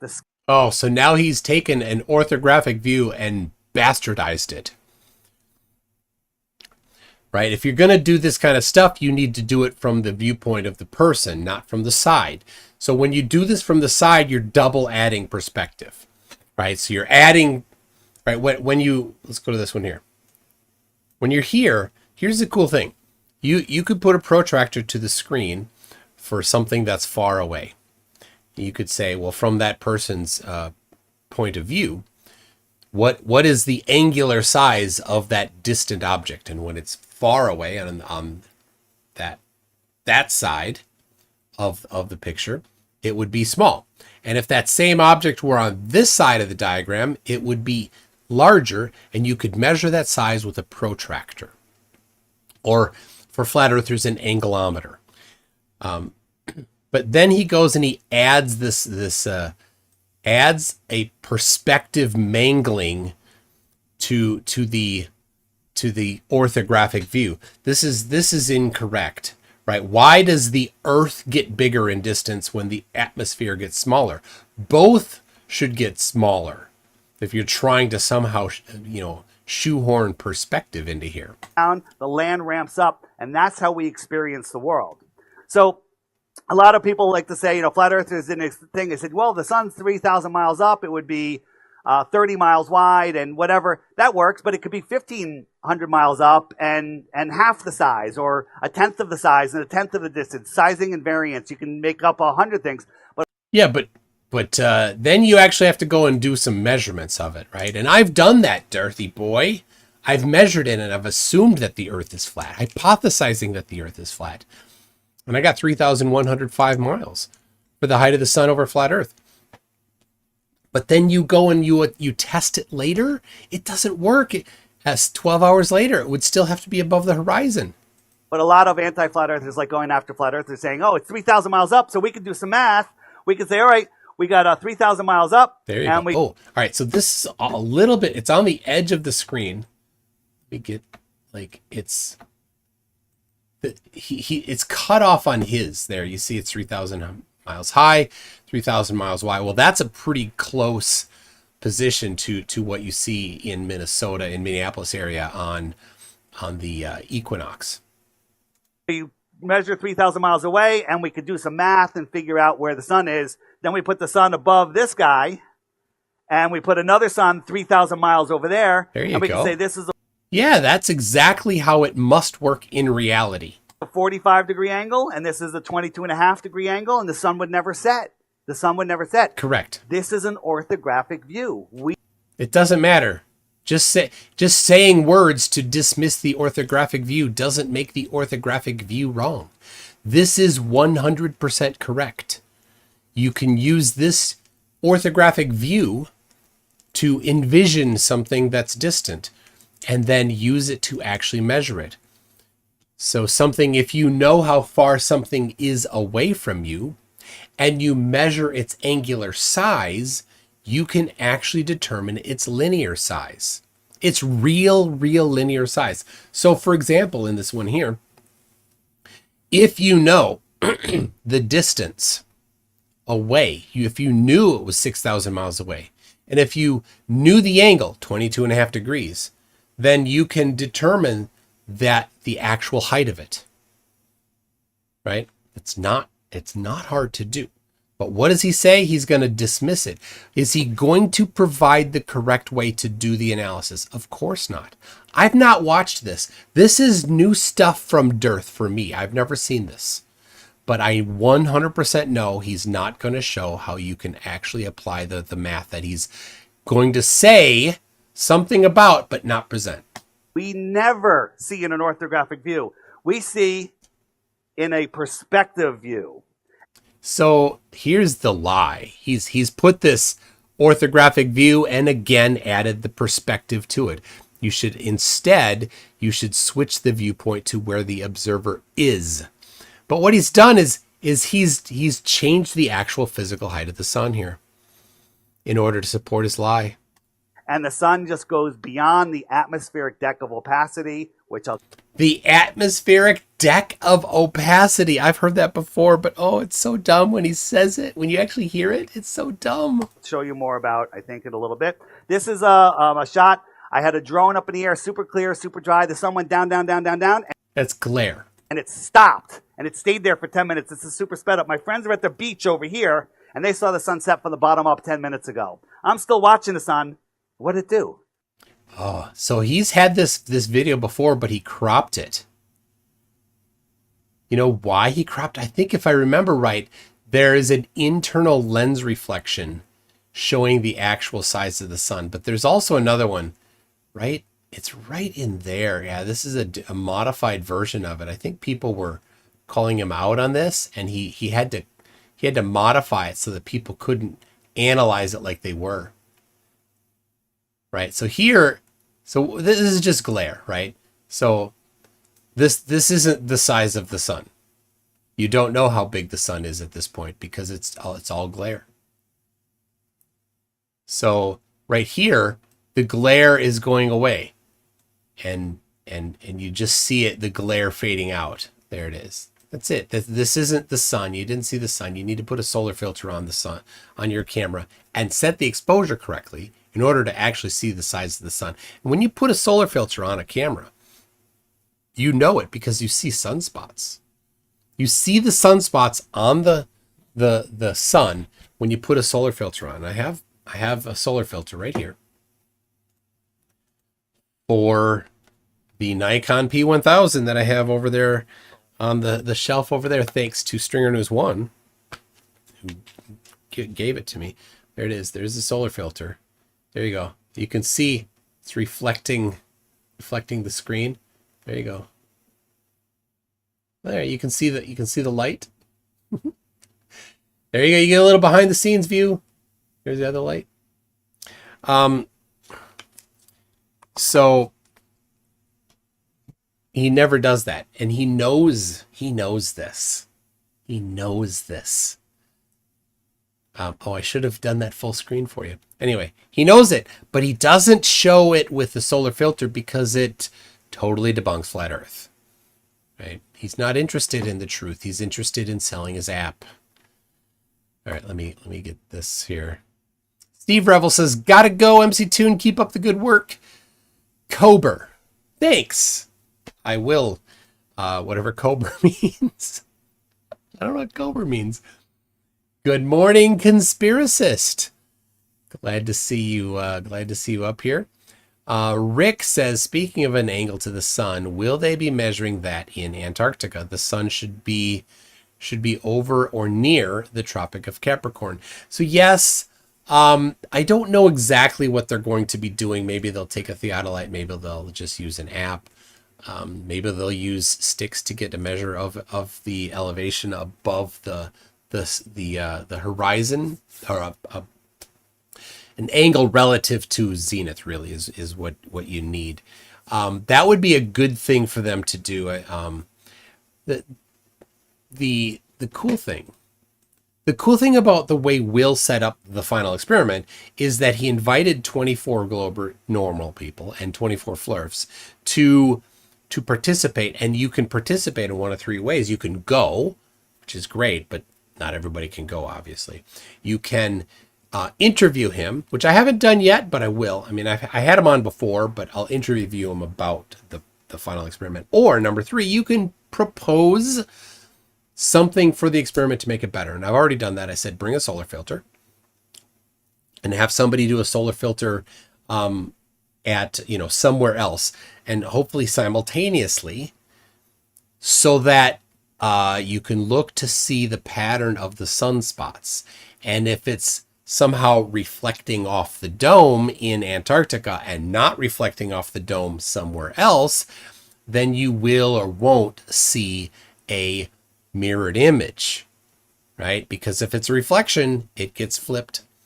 And so if you don't see it flipped, then it's not a reflection. You can't claim it's a reflection if it doesn't have the properties of a reflection. If you see the same sunspots in Antarctica due south of you and somewhere else at the same time, then you know that it wasn't some sort of fake sun.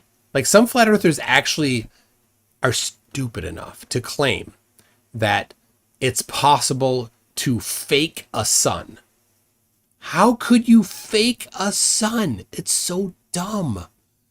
It's really, I mean, just, it blows away stupid. I mean, this is stupid beyond stupid to think that you could fake the sun. But whatever. Get a solar filter. record some pictures of the sunspots. How are you going to fake the sunspots? Think about how is it possible? How could you be that stupid to actually think it could be possible?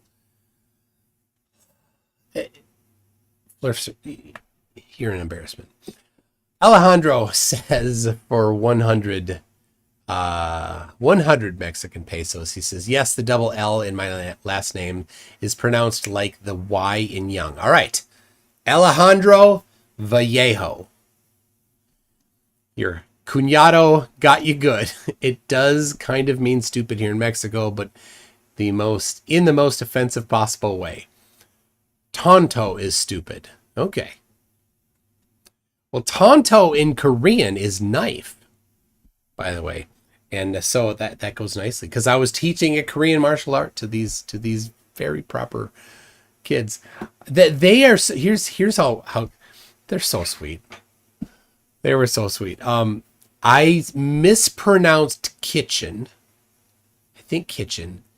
And I mispronounced it to mean fart. And they were embarrassed by it. They were like, I can't believe you said that. So maybe somebody could help me with, was it those two, or maybe it was knife and fart. Cocina. Is that right? I don't know. You tell me. So, yeah, mi español es no muy bueno. Zach Morgan says, in your opinion, what do you think is the primary reason why folks are flirfs? That's a really good question, Zach. So I'll say some generalizations here. So this is not always the case, but I will say that a lot of them do it because they have a position on the Bible that it's absolute truth. And let's accept that for a second, okay? Put your hat on that says, okay, it's absolute truth and it's 100% infallible and it's completely literal. Put that hat on, okay? The problem is with that, of course, is that even in the absolute literal interpretation, it doesn't say what it needs to say for the earth to be flat, right? Because they'll say, well, Isaiah 40:22 says that the earth is a circle. Yet in Job, it says the earth has four corners. Which is it? Is it a circle or a rectangle? It cannot be both. You cannot take both literally. Like, oh, well, the four corners means this. Well, you're not taking it literally as soon as you say that, right? You are now adding an interpretation. That's non-literal. Similarly, they will say that when they talk about the earth being stationary, say, well, it says that the earth shall not be moved. Or no, it says that it's set on pillars. The earth is set on pillars. And I don't remember the exact verse. Yet, it also says that that God hangs the earth on nothing. So which is it? Pillars or nothing? It can't literally be both. You have to add an interpretation. So anyway, so I think a lot of people without critical thought read some of the deceptive things that flat earthers say about the Bible and then just take it without critical thought. But I think that there's a bunch of prerequisites. Number one, you have to completely fail geometry. Number two, you have to be very conspiracy prone. Number three, you have to be open to the government's lying to us claims in this blanket way, right? The government says 2 + 2 = 4. Are they lying about that? No, of course not. So you can't just say, just because a group of people or a person has lied about something in the past, about other particular things, that everything that they say is a lie, because obviously that's not the case at all.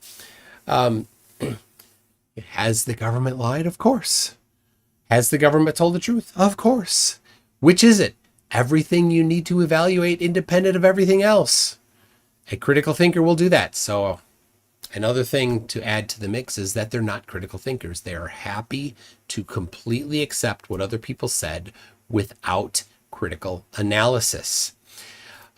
You see a lot of flat earthers give the same come to Jesus speech. They're like, oh, I grew up thinking the earth was a globe, and then I heard about flat earth, and then I tried and I couldn't debunk it, therefore I had to accept it.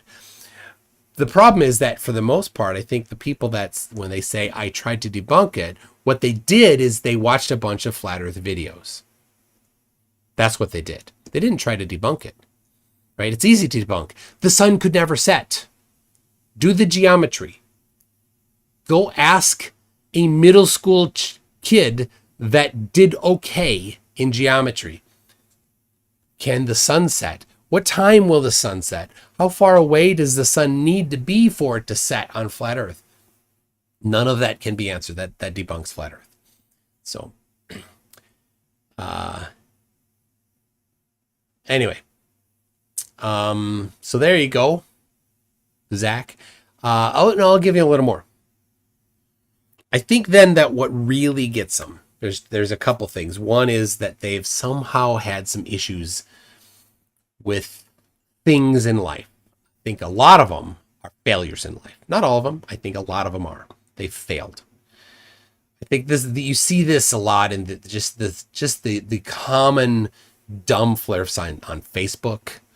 That they're just, that's what they are. They don't have anything, and they didn't do well in school. They weren't athletes. They haven't had good careers. They have had families, interpersonal challenges with family members. Any of those, there's a whole, right, generalization, but a whole group of those kinds of things that has been a problem for them.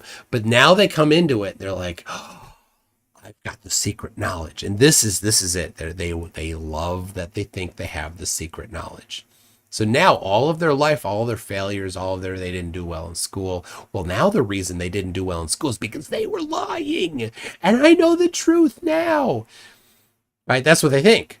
Like, that's why they think they failed in school.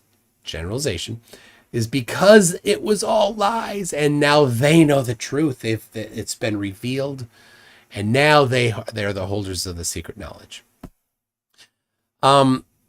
So, and then another reason then why they stick in is because everybody needs community.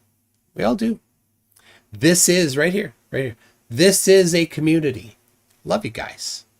It's fun to be here and to see everybody here. And I know a lot of you feel the same. You come, you see people and you're like, these are my people. That's great. But your community cannot be tied to something so strongly that you won't accept being wrong about it. So I hope that every one of you, if you thought that the earth was something else, would leave right now, or find some other, right? Or like, Shifty's here. Shifty Eyes Shady is here. Shifty is part of our community, right? He's wrong about the shape of the earth, but he's part of us. You're welcome here, right? Aaron Reese says, I'm unemployed and live with my mom, wife, and with 3 kids. Excuses. I'm not making their excuses acceptable. Don't think that for a second. MK Ultra. Oh, I'll look at it. I missed one from exposing Ma's tricks too. Anyway, so there's my pontification on why. So exposing Ma's tricks, who's a flat earther, member of our community, Ryan Casey. He says, for $5, are you saying sunset snowball? I thought sun can't set on flat earth. And that's the nuance, of course, Ryan. I'm not saying that. I'm saying if the sun does what the globe predicts, then the earth is a globe. And if the sun does not do what the globe predicts and instead does some version of what the flat earth predicts, whatever that is, because no flat earther actually can put together a geometry-based prediction of what the flat earth should do, then no ball, as you say. Right? What does that mean? Well, I will say I'll say this. If the sun stays up for 24 hours, but is always north with just slight variances to the east and west, but it's doing some ellipse, Earth is flat. That's the actual flat Earth prediction. If the sun somehow sets contradicting the actual flat Earth geometry-based prediction, but it's north when it's at, high noon, and then it goes and it somehow sets, I don't know how, and then it's darkness for some time. How long? No flat earther can answer. And then it comes up above the horizon later. What time? No idea. No flat earther can answer. What angle? No idea. No flat earther can answer. But if it does that, then yeah, no ball. So yeah, it's a good point, and I think a lot of people miss that. The actual flat Earth prediction is the sun will stay up. They just apply the excuses to claim that it's setting somehow. All right, MK Ultra said, "You're right, I did skip a couple." So now go find out why they don't have a Suzuki Pajero in Spanish-speaking countries. Is that a car? I'm gonna have to Google. All right, hold on. A Mitsubishi Pajero. My Spanish is not good enough. This is Mitsubishi. There's the Suzuki version. There it is. Used car for sale. 1999 Mitsubishi Pajero. Pajero? I don't know. Why don't they have that in Spanish-speaking countries? Oh, because what does that mean? I don't know. What does that mean? Spanish speakers. Does it mean something not good? All right. Let's see. Somebody said, was it Steve Revel said Cobber, Aussie mate. Okay. So Steve Revel had said something and ended with Cobber? I don't know. It's an Australian figure of speech. There you go. Stackler says you could put all these pundits into a rocket and show them our globe from space and they'd still lie about reality. Yeah, they would. The grifters certainly would. The religious nutcases would. The ones that are uninterested in truth would, which is probably the majority of them. So, all right. Max says cochina means pig. Knife is cochillo. Cocina is kitchen. Okay, what's fart? Is there a word for fart that is similar to one of these? For some reason, okay, here we go. Cocina equals kitchen. Pedo or pedo equals fart. Yeah, I don't know. It was a few years ago. My memory on it is a little vague, so.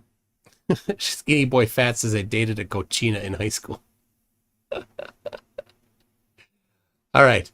The Sun expresses fun with words meant to confuse you. In Bahasa, Indonesia, we have hati equals liver, satu hati equals one heart or together, and hati means be careful. Also, if you go to a Mexican restaurant and you ask for chicken beak, they'll give you chopped up tomatoes and onions with a little bit of cilantro in it. I don't know why if you ask for chicken beak, they'll give you that, but it's tastier, I expect, than chicken beak. Zoomer says, I bet my house on 24-hour sun going to the left. Yep. It's a safe bet.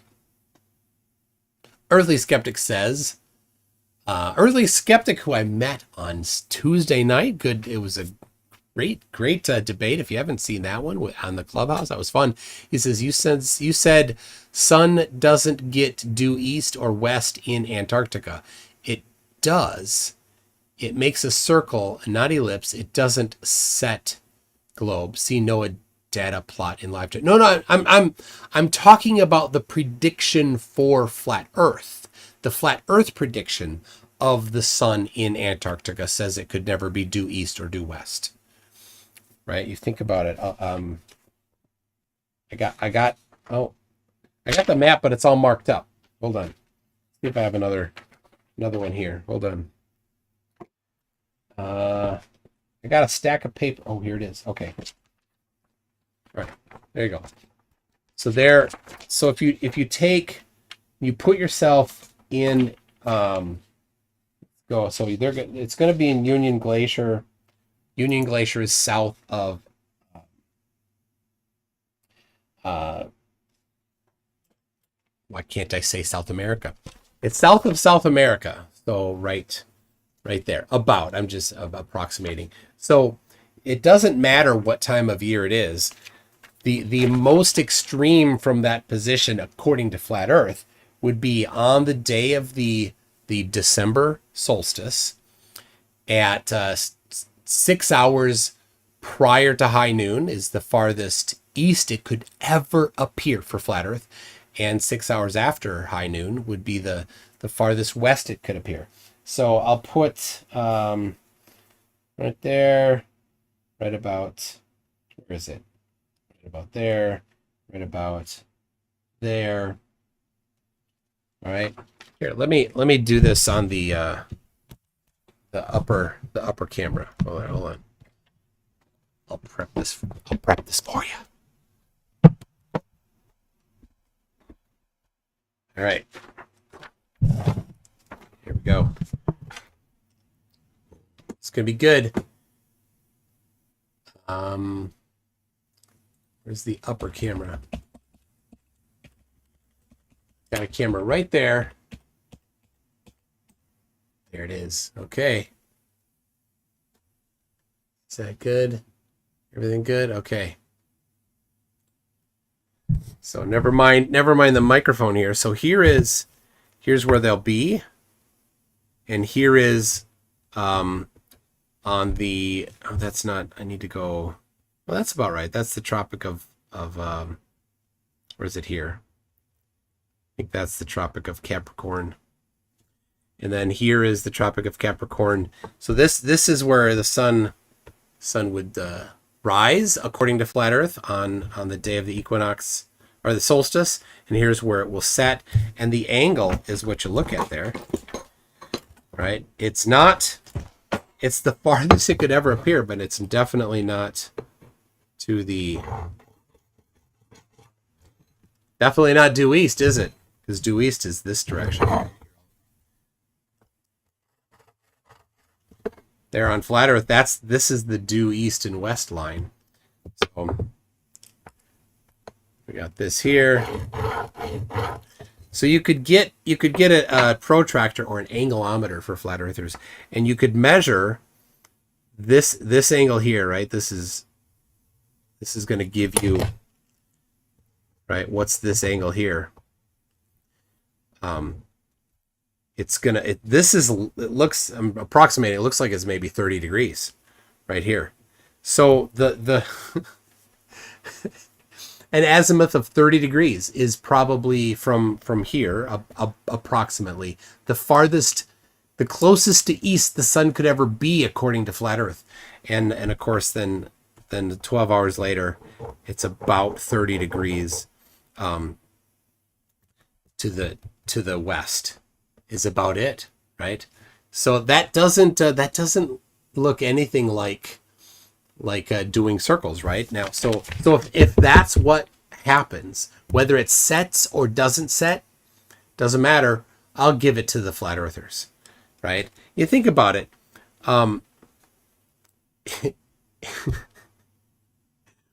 mean, it's already a problem if you're in southern Chile. You're down here. None of it works for them. If you're in South Africa, it doesn't work for them. None of this. You don't even need to go to Antarctica, really. But you know, they talk about it constantly, so they really should suck it up. Anyway, will they? No, they won't. Okay. Now, this, I know you're talking Spanish here, Max, but that doesn't come across very nicely. All right. Anyway, so yeah, it's a good point, Earthly Skeptic. That is the correct idea for the globe. But the flat Earth prediction is what I was talking about. So, jeez. All right. Randomly Epic says, in America, we park on driveways and drive on parkways. We do. Yeah. Also in America, you know what you cannot outfit? You cannot buy an outfit for this one thing. In particular, this one thing. You cannot buy an outfit at American Eagle Outfitters for an eagle. They don't sell them there. Why? It's false advertising, right? If you go to Crate and Barrel, you know what you're not going to find a good selection of? Crates or barrels, right? False advertising. Earthly Skeptic says, I see. I didn't realize you were giving a flat Earth prediction. Yes. So, ooh, Zoomy has some coordinates. Okay, we're getting way off track, but you know what? It's all good. Let me. It's almost like, as long as we don't have to look at anything that DIRTh says. All right, here's the coordinates from Zoomy. It's in the Gulf of Mexico. Let's see what this says. Oh, there's something there. What is that? It's some islands in the Gulf. There it is. It looks like some sort of a... Man, what is that? That's kind of cool. Do you know what that is? And there's this... Well, there it is. Please pick up you trash. So it's just some rocks out in the middle there? Oh no, this isn't it. This is just a jetty sticking out nowhere near this position here. It's not even in the vicinity. Wow, that's crazy. It'd be cool to see what this is from a close view. All right, thanks, Zoomy. All right, we've got Zoomy. Is this the same one? 20. Yeah. Okay, so what is this, Zoomy? What is this? Do you know? I have no clue either. Just looking around. Oh, well, cool. Thank you. List case. This is way better than DIRTh. All right. All right. Speaking of DIRTh, have you all gone and said hi to DIRTh in this comment? Right. I hope so. Just if you just go there and just say, so do the. Just say, hi DIRTh. You're a scammer. If that's all you say, right? Let's see here. I'll see. There were 17 comments before, and there's 2 more. All right, there's 19 comments now, so only 2 people have commented. Unless I'm wrong about the 17, but let's see quick here what people have said. So we've got 2 more. Requiem for a Dream says, DIRTh, I will not be surprised when you do not respond to any of the posts after the thrashing you just took. You were offered a free trip to Antarctica to test your claims. We all know why you won't go. Thanks for proving who you really are to the rest of us. And no, I didn't want that. Okay. Ooh, 20 comments. Somebody else commented. You get me to read it right now? Swala FE, who's not a flat earther, says, DIRTh, I made a Yes Man video just for you to motivate you to go to Antarctica, as per our chat on Spaces. Nice. All right. I only see, I see there's one more comment, but it didn't show. Let's see if I can pull it up now. There's 20 now. So the comments on YouTube, oh, sometimes they take a while. There it is. Max. Max is there, says, hey, DIRTh, you're a scammer. Good job. Mark W is your, all right. Is your comment still there? I don't see it. So this, the nice thing about this one is this isn't a video from DIRTh. So DIRTh can't block you, right? This is Justin Peters' video.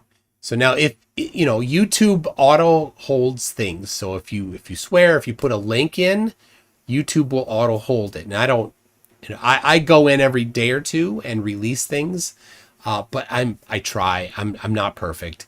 YouTube grabs things, and sometimes when I approve them, they still don't show. So I don't know. You just have to sometimes, you know, be careful about what you do, hoping that it won't get caught. So Zumi says, okay, I looked into it. It was a lighthouse, and that's why the crazy aberration. It's the only inhabited island there. So this is an island. So what's this picture? This is obviously not. It's an oil rig. So like that's like this kind of squarish thing here. Is that what's the lighthouse? But yeah, it's, or is this one here some sort of a reef of some sort? But yeah, I mean, it makes sense to have a lighthouse there so that you can see this is shallower waters. These different satellite pictures are sometimes cool. You know, why did they do this? Well, pretty clear, because there's some land there. Why they do it here? No idea. And of course you can see there's two different passes that get stitched together again. Why here? Maybe that's just the edges of it. But there's lots of these all over the place. Yeah, cool. Oh, here's another one. There you go. Some sort of a reef of some sort. All right.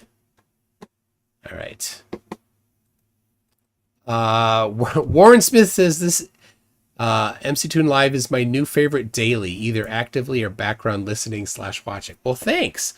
Some people like to go to sleep listening to me. I'm honored to be the one that carefully and gently soothes you to sleep.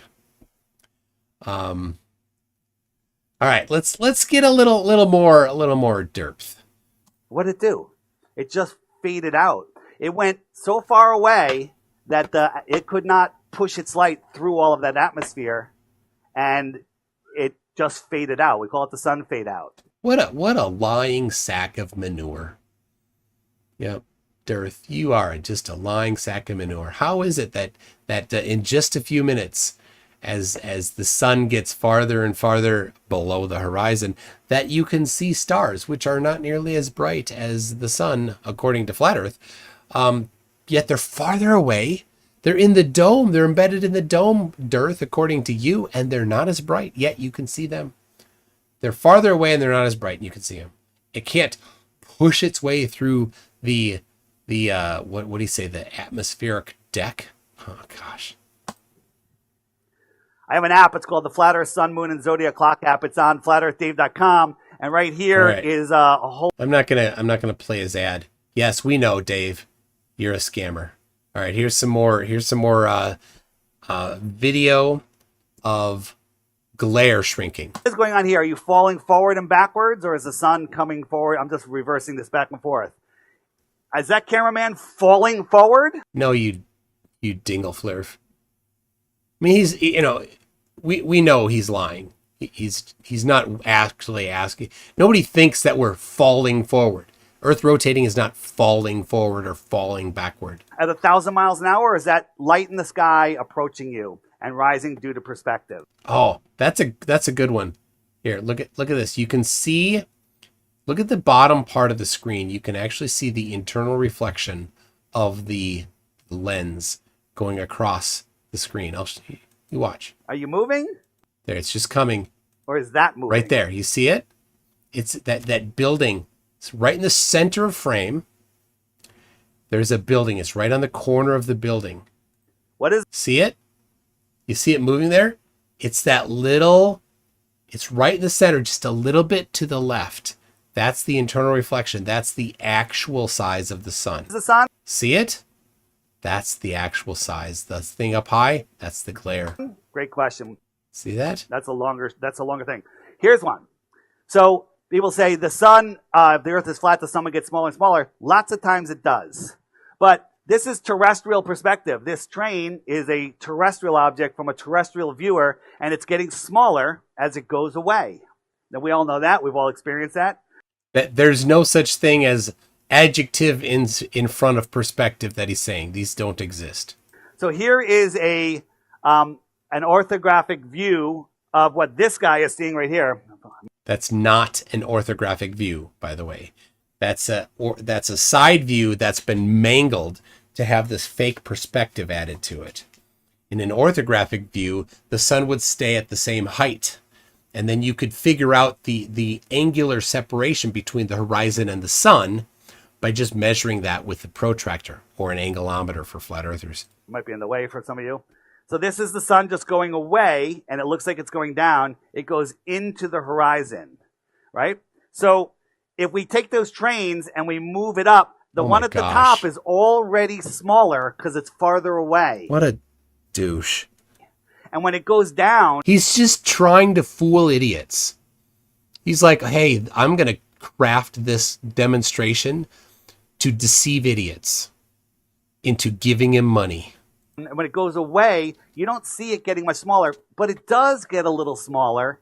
But as it's going lower, you're looking through more and more and more atmosphere, and that atmosphere is magnifying it while... Oh my gosh. Again, how does that happen? More atmosphere doesn't magnify things. Such a liar. It's getting smaller. Doesn't always work perfectly because sometimes the sun gets bigger, sometimes it gets smaller, all depending on the atmospheric conditions. Now here we go. I got this ball, and I got another one identical size just over here. And now I'm raising the camera up, and I'm not getting any closer to that ball. And what's happening? This is like, because it's already away, the balls are almost the same size. Right here. All of this is you could draw in an orthographic view and measure the size with an angulometer. You could, without drawing it, just knowing the distances between them, you could apply trigonometry to determine their angular size.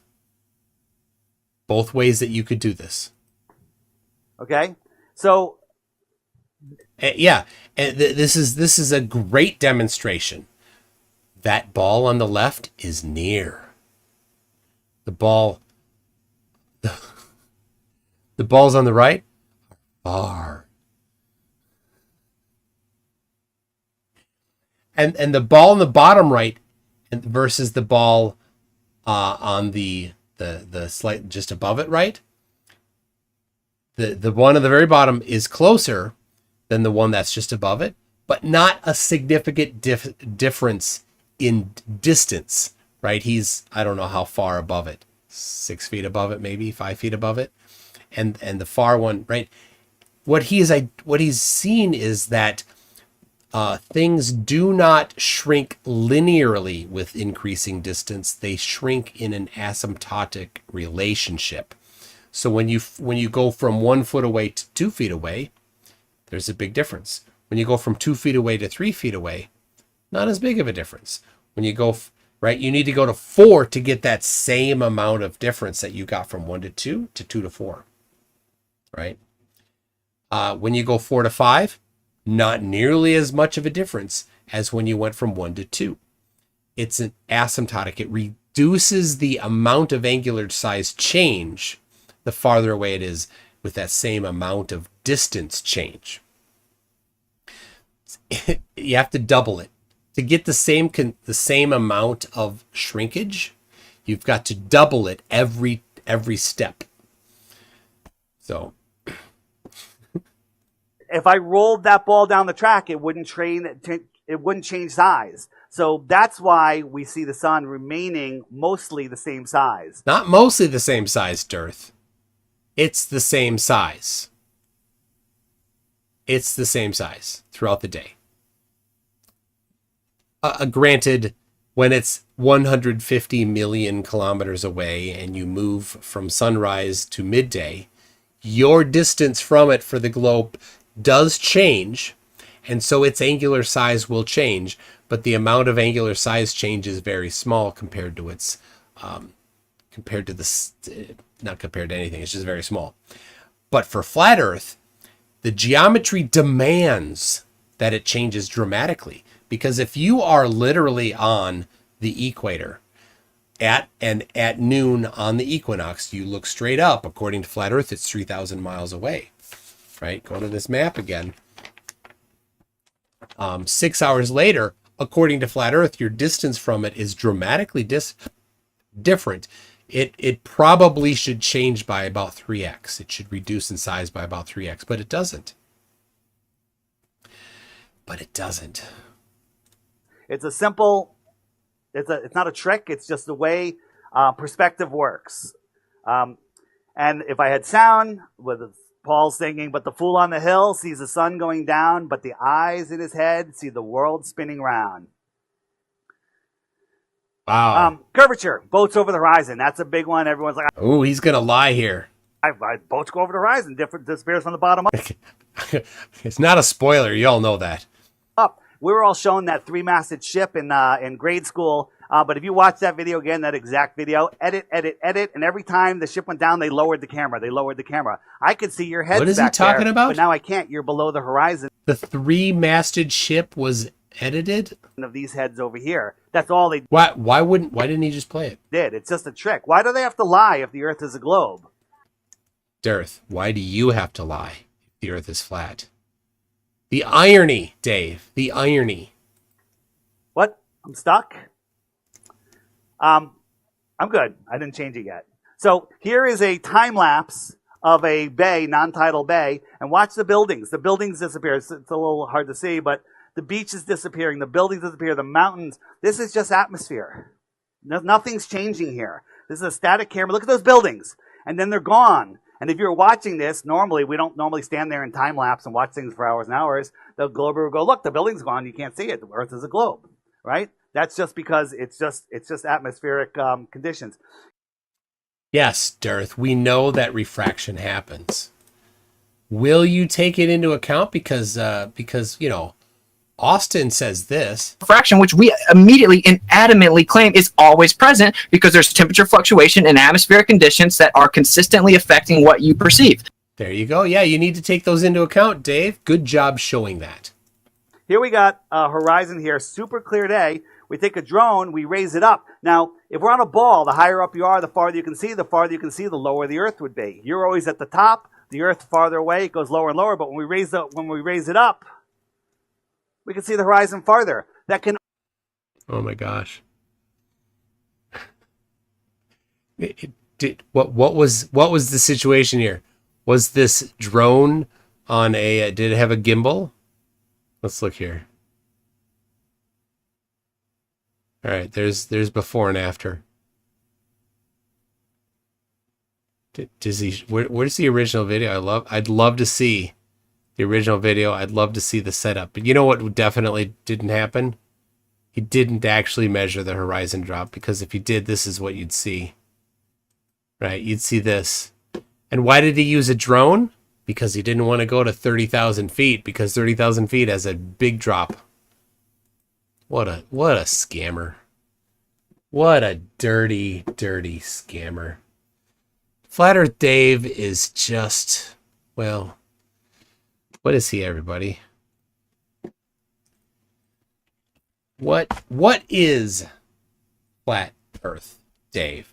What do you think he is? Just put in the chat what you think Flat Earth Dave is. Right? Yo, Yo, listen up, it's your boy DIRTh in the his house. My plan so slick, gonna make your pockets dizz house. I got an app that's gonna change your life, but before you download, let me slice through the strife. They say the earth's a globe, but I beg to differ. I'll make you believe, I'll make you shiver. Spectroscopy needs a container, that's my claim. I've got no clue, I just hang my head in shame.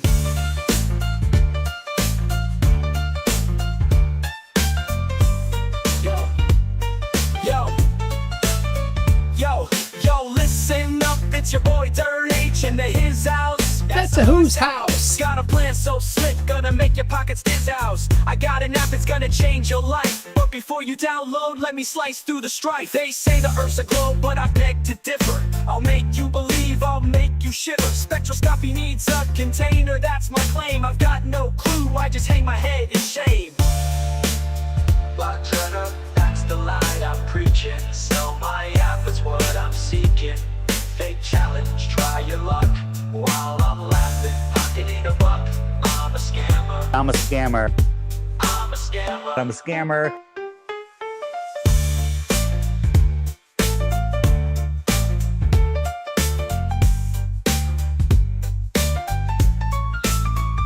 Flat Earth, that's the lie I'm preaching. Sell my app, it's what I'm seeking. Fake challenge, try your luck. While I'm laughing, pocketing a buck. I'm a scammer. I'm a scammer. I'm a scammer. I'm a scammer. Yo, Dave Weiss is a scammer. Talk about Antarctica, the icy place. Offered a free trip, dangled it in my face, but I won't go. It's not about thrift. I'm staying home, gotta protect my grift. I'm a scammer. I'm a scammer. Yo, Dave Weiss is a scammer. Talk about Antarctica, that icy place. Offered a free trip, dangled it in my face, but I won't go, it's not about thrift. I'm staying home, gotta protect my grift. I'm a scammer. Antarctica, that icy place. Offered a free trip, dangled it in my face, but I won't go, it's not about thrift. I'm staying home, gotta protect my grift. I'm a scammer. The scammer, I play the game. Gonna hustle hard, gonna rise to fame. But remember one thing, it's all a ploy. To make that green, I'll be your decoy. So if you wanna join, come take my hand. But beware the tricks, it's all planned. DIRTH, that's my name. In the world of scams, I got the fame.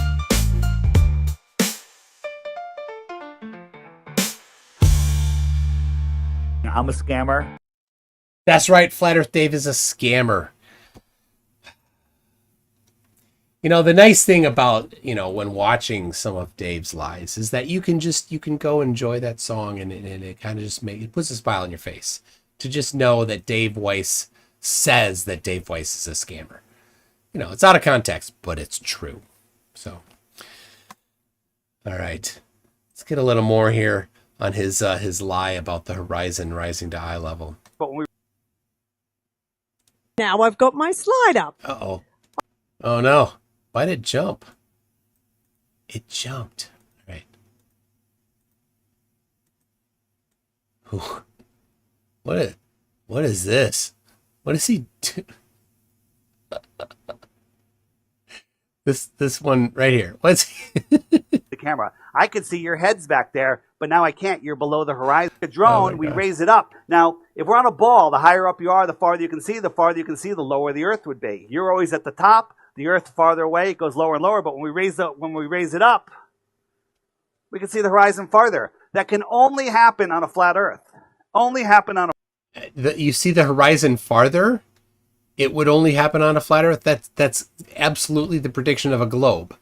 There's no geometry for flat Earth suggesting that you'd be able to see farther if the Earth were flat. You'd see the same distance if the Earth were flat. It's just a, blatant lie. On a flat Earth, right? And talk about atmospheric refraction. I got a lens here. Oh, this lens. This is the one from Rob Skeba. This Skeba's lies live on. He's dead. He's dead. The universe said no more of your lies. But his lies live on. And I have this boat on a flat table, and we're just dragging it away. There's the sun. It's disappearing on a flat table. No atmosphere, no waves, no other. There's a lot of things that make things disappear from the bottom up. But this is just being pulled across with some atmospheric magnification. It's a simple test. You can do it yourself. The atmosphere does magnify things, and things... The atmosphere does not magnify things. That's a blatant lie. Things disappear from the bottom. Oh, the bottom of the building. Okay, so here you can see a little bit the setup. You see that it's a lens. It's a Fresnel lens. But it's a circular Fresnel lens. Now, the atmosphere does not act as a circular lens. It acts as a horizontal lens because the coefficient, so the index of refraction variation isn't in a circle as in a circular lens it would need to be. It's in a horizontal stack. But if you just use one portion of a circular lens far enough from the center, then you can sort of approximate that. The problem is that it's refracting it the opposite direction as air does. So that's why this lie, and when Rob Skeba did it, he knew it was a lie. He had to. Because in Rob Skeba's video, he shows something. I don't have it queued up right now, but in Rob Skeba's video, Rob Skeba shows the video that the news did of the Chicago skyline. And so they had a table, and on the table behind the table they had the Chicago skyline, and they showed the camera view across the top of the table and how you could not see the top of the building. And then they moved in a circular lens, but just the top part of it was above the table. And so then the camera viewed it through that top part of that circular lens, and then you could see the buildings. But when Rob Skeba did it, he used the bottom of the lens. So you look through the bottom of the lens only when you're looking at it. So Rob Skeba had to know that he was doing the experiment the opposite way that was demonstrated, because in his own video, he includes the video clip of them showing how to do it using the top part of the lens instead of the bottom part, but he chose to use the bottom part. So I bought this particular thing. I still haven't, I've done it. I have the video. It wasn't super good. That's why I haven't done a lot with it, but I still have the thing. I could redo it. But the top portion of the lens would cause light to refract downward, which causes distant objects to appear higher. He used the bottom part of the lens, which causes the light to refract upward, which causes distant objects to appear lower. It's the opposite way that light happens, or that refraction happens in reality. It's the opposite. And so they have to use the opposite in order to get the same result. So Dave, I have to ask the question that you asked. Why do you have to lie? If the earth is flat, why do you have to lie? So there we go. There's another thing for me to add. Demonstration. Let's see, the Skeba with the top of the lens. There we go. I mean, I'll challenge him to do the experiment using just the top part of the lens. See if he can get the same results. Give him $10,000 to do that. He won't. Buildings are missing on a flat table. That means that table's spherical. No, it means you're lying. Okay? So here's the Red Bull jump. Everyone's like, "Oh, the Red Bull jump. He saw the horizon. You know, he saw the curvature." But they had fisheye lenses for everything except the camera in the capsule behind him. And 10 feet off the ground and 127,000 feet is it? The horizon is the same. At 127,000. So how much width of the horizon are you seeing there? Look at that. He put a line across the whole thing there, but right, it's not the entire screen. Right? It's not the full width of that. So how much of it is it? Not much. It's maybe, being generous, it's half. It's probably more like it's a third of the width of the view there. That's all you're seeing. So it's not very many degrees wide there. And that's the one he chose instead of a rectilinear lens at 120,000 feet. He didn't want to show that, right? Now, I'll be fair. Some people will take the view that's got the GoPro lens on the outside of the capsule and say, oh, look, there's the curve of the horizon. It's wrong. And here's the difference between me and other normal people and flat earthers versus other flat earthers. When I see somebody posting that as evidence for globe, I call them out on it. And every one of you should too. That's not a photo of the curve. But here's what flat earthers don't do. When a flat earther posts a meme that's a blatant lie, and they know it, they don't call out that flat earther. They let him lie. They just say, fine, I'll, whatever. It wasn't me. I'm not going to do it. No, I'll tell you, they should. If they cared about the truth, they would police their own. They would say, hey, let's all agree not to lie about stuff. But they don't. So I'm going to say right here, all of you, everybody watching later, let's agree not to lie, right? If you see a photo of the horizon and it's very curved, look into it. Make sure it's not a lens with barrel distortion on it. Okay? Let's do that together. Right? And if somebody posts it, respond to that, say, hey, that's a barrel distortion lens. And it's good to give them an alternative. Say, hey, that's not a good idea to show it. Here's a better one. So if specifically for the horizon, if you go to my website, mc2.net/curve, I got several different photos of the curve. My favorite is the one from 1935 from Captain Stevens, who went to 72,000 feet above South Dakota. And he used a large camera. It's 9-inch wide film with an anastigmatic lens. I'll pull it up right now. An anastigmatic lens is even better than a rectilinear lens. It's a lens that they specifically designed to really not introduce any distortion, because they used it for map making. So they'd go up in a balloon or something and take photos of the ground, often straight down. They'd use it for map making, so they don't want any distortion on it. So here it is. This is the one here. So there. mc2.net/first curve. So I own this. I have it on the shelf behind me. I own a copy of this magazine from 1935 with this particular one. This is a scan of my own copy. I think I have a couple scans, but this is the one of my. I think these are mine. These are pictures I took describing the whole thing. And then here's the Fairchild K17 large format camera. And so this shows how big. Do you see that picture there? This is a big camera. It's without context, you don't know how big it is. That thing's giant. It's a giant camera. Look how big that is. So that's what this was. It was sticking out the side of the hot air balloon that they used to get this photograph.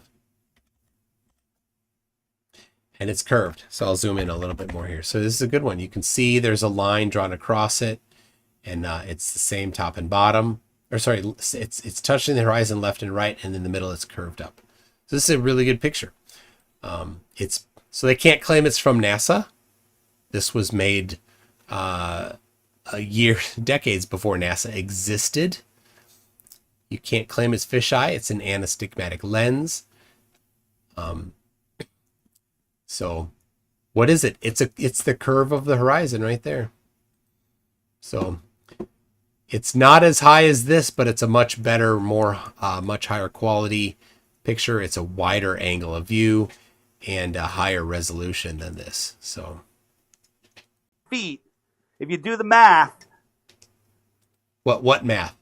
What math is he going to do here? Horizon 618 miles. Horizon drop 250,000 feet. Horizon 381,000 feet below. Okay. There would be 381,000 feet drop to that horizon. How are you expecting to measure that in this photograph, DIRTh? How are you expecting to measure that 381,000 feet of drop? You have no damn clue how you could measure that. You're not smart enough to figure that out, DIRTh. But it's still at the exact same level as from the ground. Okay? If you can't wrap... It's actually higher. Right there. Right there. It's actually higher. So when you're on the ground, it was resting on the ground. Which way is it tipping when it's not sitting on the ground resting? You don't know. Is it angling down as he's getting out of it because he's shifting his weight forward? Maybe. You didn't do anything to control the confounding variable of the angle that the camera is facing. You did nothing. You assumed that it must be perfectly horizontal in the center of frame without doing any analysis. Zero critical analysis. Well, maybe DIRTh knows that, and he's counting on the audience to be too stupid to test. Could be. Could be. If you can't wrap your mind around that, you're unwilling to change your paradigm based on factual information. That's not factual, though, DIRTh. You're just a liar. Coincidence? Coincidence. Thank you. Hold on a second. Shifty. Oh my God. Shifty, if you're going to be... All right. Shifty, that's the second one in this stream. You know what that means, Shifty? I can't trust you to be a mod. You must be doing it on accident. Fine, I get that you're doing it on accident. But you've done this too many times before, so I can't trust you to not block people on accident. So I took away your mod. Right? Shifty's a flat earther, and we've talked on Twitter, on X, and I'm like, hey, that's yeah, Shifty, you lost it. Yep. So you can't see the curve from 24 miles up, but rockets follow the curve of the Earth, right? But chemtrails don't. Chemtrails go straight. All right. So this is the Red Bull. This is a Red Bull? Red Bull rocket launch. Is it Red Bull? Whatever it's No, it's not. called. It's sponsored by Red Bull. Unedited. NASA and SpaceX edit before it clears the friggin' tower. You see like 7 edits, right? This thing went up. I wish we had sound, but don't screw with it. Well, that was an edit. It wasn't the same speed the whole way through there, DIRThy boy. All of a sudden it goes kerplunk. It went into some other medium. It stopped spinning. And What other medium? Where is that other medium? Look. Where is that medium, DIRTh? Come on, you lying filth. Where is it? It didn't do that. He knows. He knows that this has a yo-yo D-spin. If you don't know what that is, it's got masses on a cable, and they spin the rocket for stability. Because when you get beyond where there's much air, you can't use the fins to steer it anymore. So in order to be stable, you spin it so that you get that the gyroscopic effect, so it doesn't rotate or it doesn't change its orientation. It stays vertical when there's not enough air to have the fins keep it vertical. Then when it gets up high enough, in order to remove that spin, it's got some masses on a cable, and it lets them out. And when you let them out, the conservation of angular momentum causes the entire thing to reduce its rotation, his rate of rotation. So if you haven't seen it, I think I have I have a video of it. Let's see here. Yeah, they interviewed the guy that did. I'll just put that in here. I'm not gonna. Yeah, the spin is used like the spin of a bullet to stop it from tumbling. Let's see if I have a clip of showing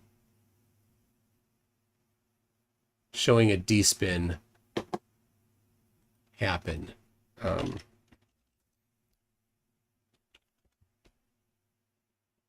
No, that's not it. Oh man, where is it?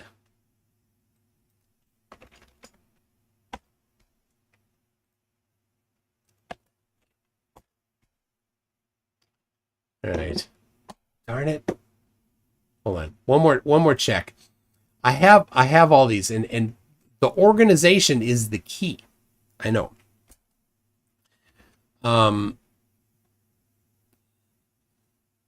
And how do you organize this? Where do you file Yo-Yo D-Spin? I suppose you file it under Yo-Yo D-Spin, but I didn't. Anyway, I don't have it handy. So the point is that it didn't hit anything. If it hit something at the rate it was going, it would demolish it, right? And is DIRTh too stupid to know this, or is he deceiving people? You choose. Oh, Crit Thought 2 says I put the link in the comments. How did you put the link in the comments, Crit Thought 2? You can't, because you're not a mod. I don't know how you'd put it in the comments, but let's see. All right. Anyway, all right. The point is, I'll just leave it at that. It's not showing what he says it's showing, and he knows this. He knows this, but he's deceiving people. And that was interesting. We see this flat horizon, but this is the moon. That's interesting. This took off in Arizona, right? Arizona is right here. So it's noon here. Wherever the sun is, it's noon. It's about 11 a.m. in Arizona, and the moon was over here. So if the Earth was a basketball, that rocket is a millimeter, a fraction of a millimeter above the basketball, and the moon is on the floor. How did it see the moon?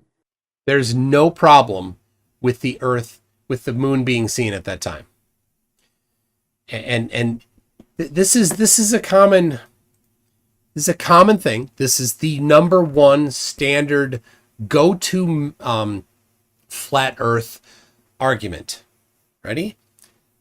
The globe predicts thing the globe does not predict. This observation does not match, not globe, therefore flat. So he is claiming that the globe predicts that the moon would not be seen, but he's wrong. The globe predicts that the moon would be seen. Why would you not see that, right? He's got the diagram right here.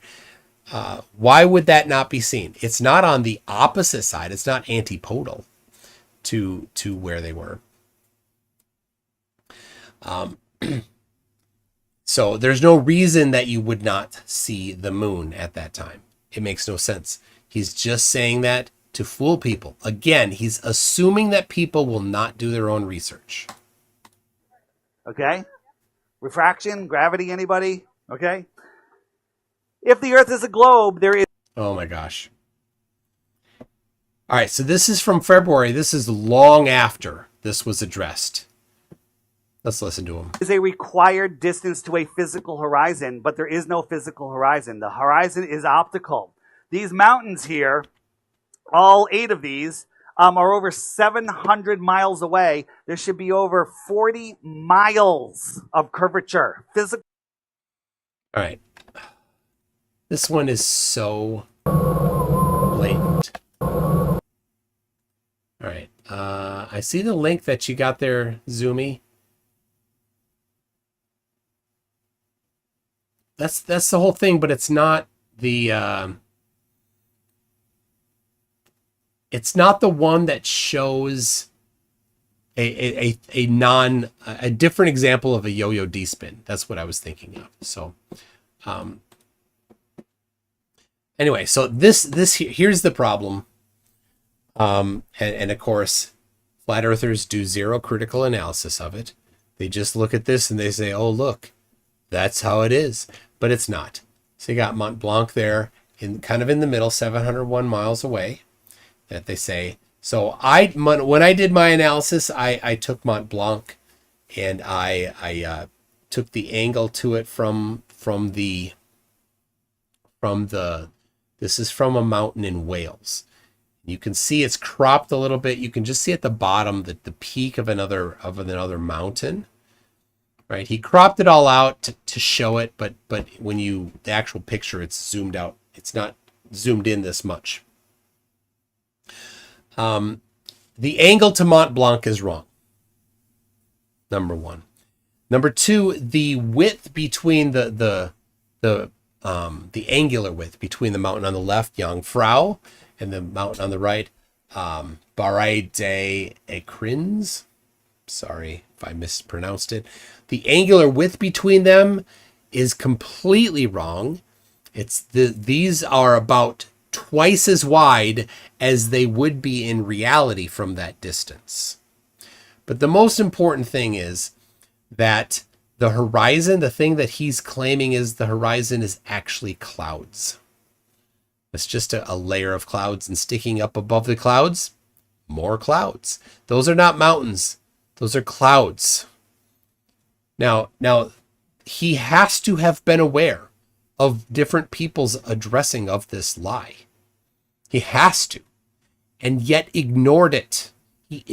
I think he intentionally ignored that these do not match. The angular width don't match. The angles to them don't match. None of this matches. And I think he intentionally ignored it.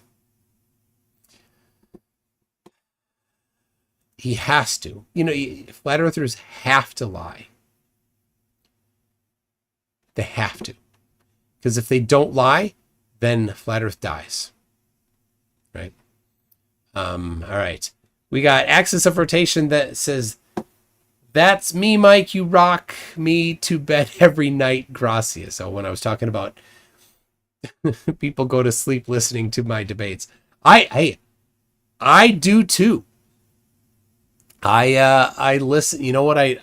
When I go to bed at night, I find a lecture, a science lecture. I'll listen to it.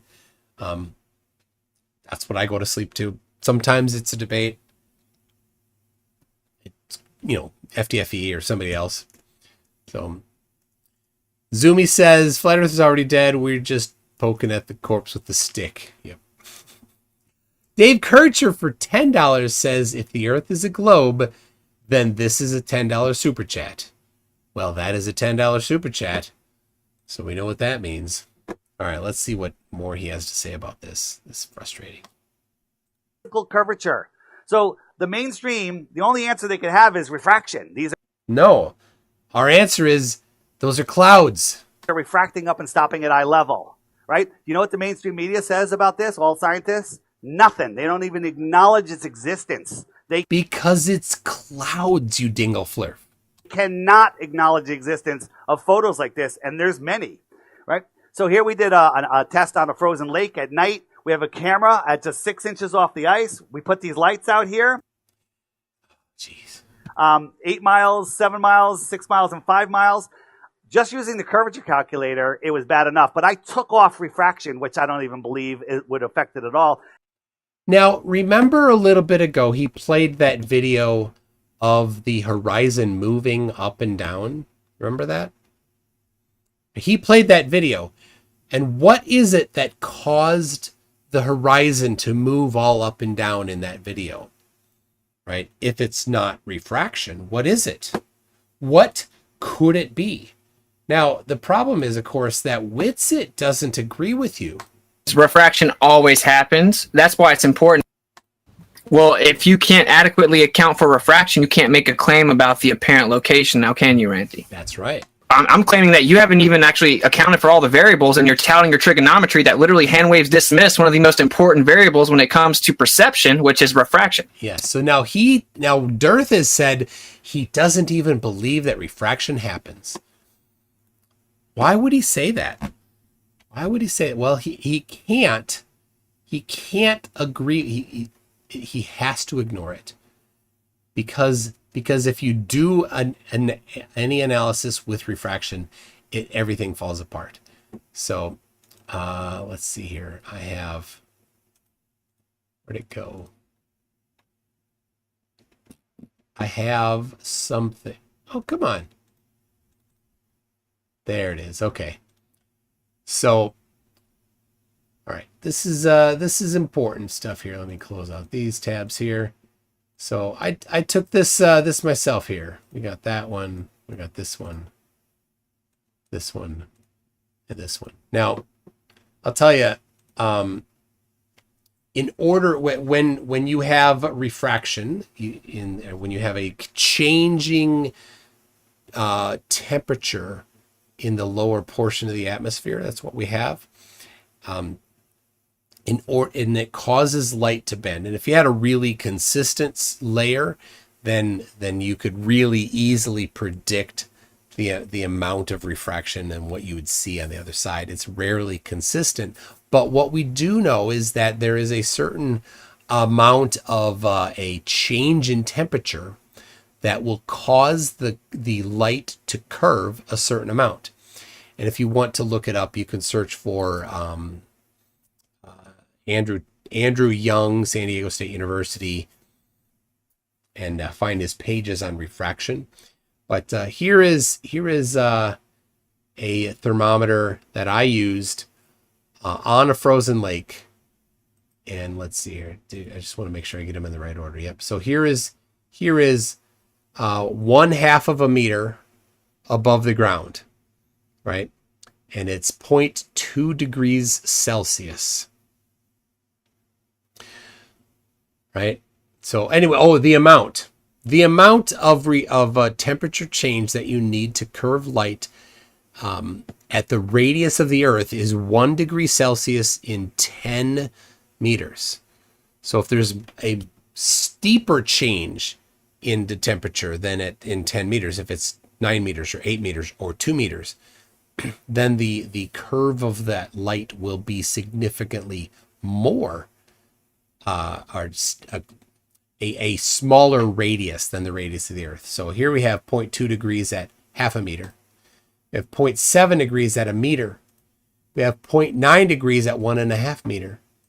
And 1.2 degrees at 2 meters. So we have a full degree of change in temperature, Celsius, in 1.5 meters. Now in 10 meters, it would cause the light to bend, not be straight, but bend at 6,370 kilometers radius. But this is in 1.5 meters, so this will cause it to bend at a much steeper angle, much tighter circle. So I measured this on a lake in Minnesota here. So here they did the same thing. They used a frozen lake, and he pretended that refraction did not exist. This is a blatant lie. When you just throw refraction out entirely, invoking the furthest point away in the image and saying that you don't have to account for refraction and making the baseless assertion it doesn't move it because you showed us some really not very great images where they look to be generally the same is laughable, bro. Laughable, bro. Yeah. So this is critically important. They do it on a frozen lake and then pretend that refraction doesn't exist because they're pathological liars.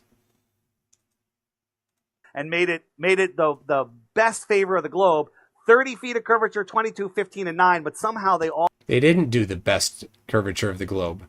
They intentionally pretended there's no refraction. All showed up on the same level. Somehow. They all refracted up just the right amount at those distances and formed a straight line. Again, this is rock solid proof that we're not on a ball. This is rock solid proof that flat earthers are liars. That's what this is. Right? I'm not assuming that DIRTh is stupid. I'm assuming that DIRTh is a scumbag, filthy liar. the size that they tell us at least. It would have to be thousands of times bigger. This is Mount Canigou. This is a shot from Aluja, France. We're looking out. Mount Canigou is over the ocean, 275 miles away. We can't see it because the top of the mountain is over a half a mile below the curvature. Or we can't see it because the light that's bouncing off. So he is, this is important to understand this. He has not done the globe math correctly at all, right? When they do this, they always do the math wrong. If typically they'll just take 8 inches per mile squared and completely ignore the observer height. Number one. Number two, they'll say, oh, well, let's get the observer height. And they'll do a piss poor job of figuring out the observer height. They'll get it way off, right? When they're looking across Lake Michigan at Chicago, they'll say, oh, this was from the shore. But it wasn't. It was on the dune. It was 200 feet above the water. Oh, no, it was on the shore. Well, it wasn't. And then if they do actually kind of get the height right, and then they actually go and use a calculator that includes the observer height, they'll use one that intentionally doesn't. They'll intentionally use one that does not include refraction. So if you just Google Earth curve calculator, you get this one right here on GitHub. And this one is not, it's not good at all because it assumes that light travels in straight lines, which it does not.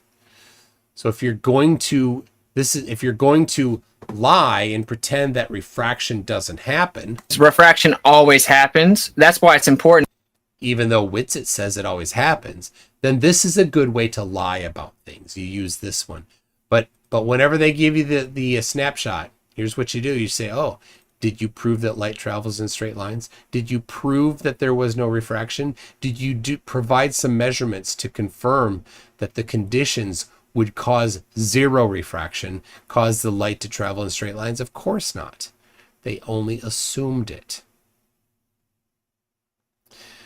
Max, yes, like when they were using the gas simulator with no gravity. So there, anyway, so yeah, this is what he might have used. So let's look at, oh yeah, Canigou. He says there's half a mile, that he claims that it's half a mile. The problem is that it's not even correct. That he didn't get I don't know offhand the numbers here. I doubt he'll quote them though, and this is another part of his deal. He does the shotgun, right? He's doing a presentation. There's no opportunity for back and forth. When he does this on a talk show with somebody, he intentionally picks a host that won't have any capability of responding to any of these things. Won't be able to know. Won't know that he lied about the actual globe prediction here, right? He intentionally picks those people. Because if he'd ever talked to somebody that knows all of his lies, it wouldn't, right? How would you, if you didn't know, how would you do it? You say, okay, how far away is Canigou? What's the height? Let's see the calculator that says half a mile, and then let's see you prove that there's no refraction. That's not knowing what to do. That's how you do the critical analysis of it. But he's intentionally selected people that will not do critical analysis, right? He chooses people that are easily fooled by conspiracy theories.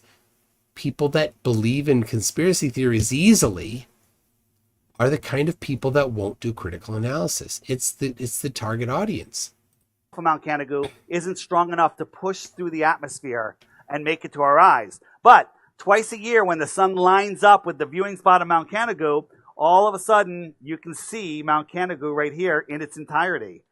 I'll just say this 100% is what's predicted by a globe.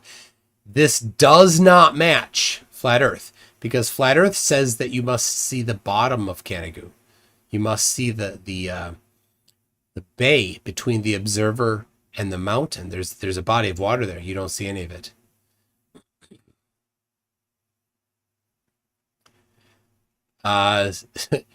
Charlin War says, so basically if you had a conversation with him, you'd hold his feet to the fire, thus he wouldn't even bother with you. You'd destroy him.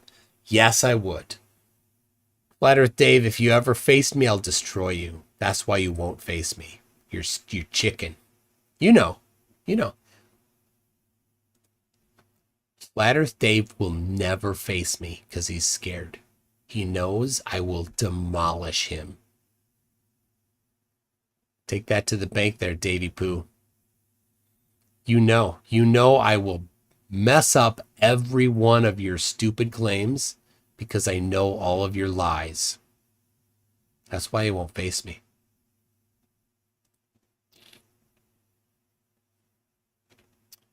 All right, Billy J36 says, I spoke to Whitsitt about this. What's your response to his, the silhouette can't be refracted by the sun's refraction?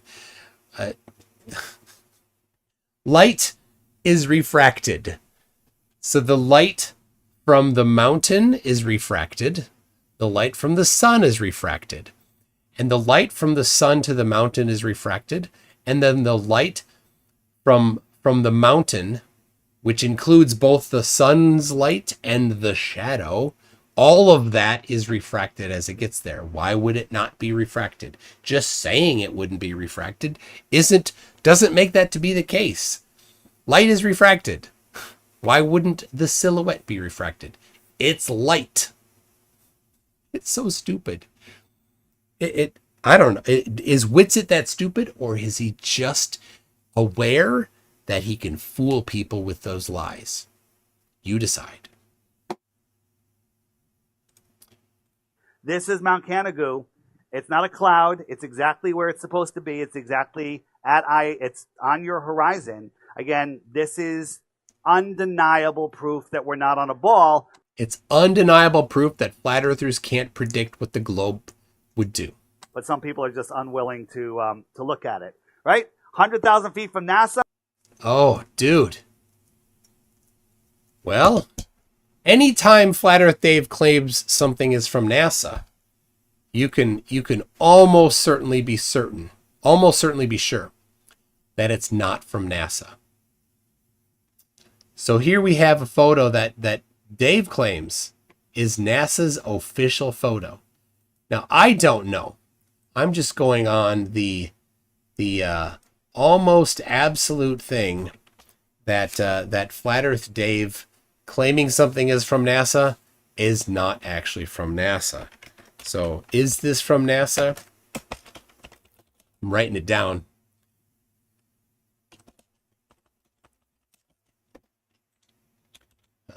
Feet from NASA.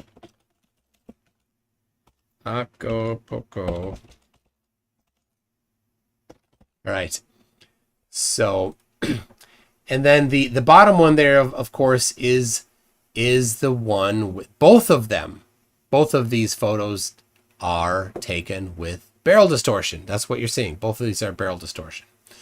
So the question I have is that top one from NASA? Probably not. Is the bottom one rectilinear lens? Definitely not. 120,000 feet from an amateur. Somebody's lying. Flat earthers are lying. We know that. Right? Circumnavigation. I can go around the world. You know, Amelia Earhart went around the world. The north is at the center. South is on the outside. East and west are circles. That doesn't prove the earth is flat. That proves... Let's see. Geistview says, why isn't his mountain sun fading away like he claims his drone footage sun fading away? It's like DIRTh can't keep his lies matching. Yeah, that's right. It's different lies apply to different things, and the flat earthers are counting on people not connecting the previous lie with the current lie. So if DIRTh says that the sun fades away in his example of the sun fading away, why didn't the sun fade away for Mount Canigou? right? A critical thinker who's listening to him come onto his show would say, hold on a second, that didn't match, right? But DIRTh knows that the people that are super prone to conspiracy theories won't ask these kinds of questions. It's a really good one there, Geistview.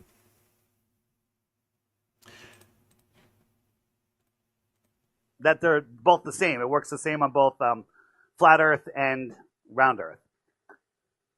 So here I have a compass, a boat, whatever you want to call it, an airplane, and I'm pushing it west. Oh, look at that. Another, this is their model. The problem is this model does not match reality. And the reason why, so what he's got is he's got this magnet in the middle and he's showing that a compass points to it. Okay, that's fine. But the problem is that the south magnetic pole is not, look at that picture there at South America, right near the top of the screen. Which way is the south magnetic pole in reality from when you're in South America? Well, it's not due south, because in reality, the south magnetic pole is actually in the ocean south of Australia. It's not at the south geographic pole on the globe, and it's not at all points south on flat Earth. It's in the ocean south of Antarctica. So this contradicts reality. So flat earthers who do this have no clue that where the actual south magnetic pole is. He's turning the compass with his finger. Well, it doesn't, that's fine, right? I don't think he's turning the compass with his finger because it's probably enclosed. Look at the needle. The needle points towards the center. Oh. So east and west are circles around the center. That's all circumnavigation is. Yeah. Now, if I try to Yeah. But anyway, magnetism, nothing about the Earth's magnetic field matches flat Earth. There's 4 parts to the Earth's magnetic field that you can easily show doesn't match. Number 1, the location of the south magnetic pole. They do that thing there where, like he just showed, that doesn't match reality. Number 2, magnetic declination. Magnetic declination is the variance of the Earth's magnetic field from true north and true south. Right, so there's a line of 0 magnetic declination that goes through the United States. It's really close to the Mall of America, close to where I live. I mean, I don't live next to the Mall of America, but that line, I'm not far from where that line is. So the magnetic declination, there's really not much explanation for flat Earth. I mean, you could maybe somehow figure it out how it would work, but what he's showing here is that he doesn't even understand magnetic declination, that the south magnetic pole is not directly opposite the north geographic pole. Number 3 is number 2, number 3, I don't know. What number am I on? You tell me. Magnetic inclination.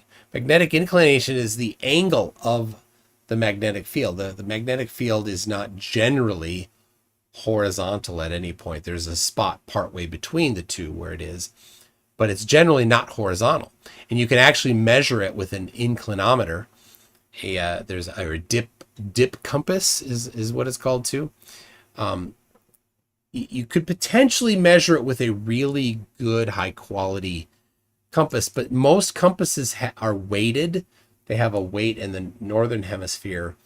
The south end of it, which is the red end here, is weighted differently than the north end, because the magnetic field in the north is tipped steeper and steeper as you go farther north. So they weight the other end of it so the compass doesn't bind inside the little thing there.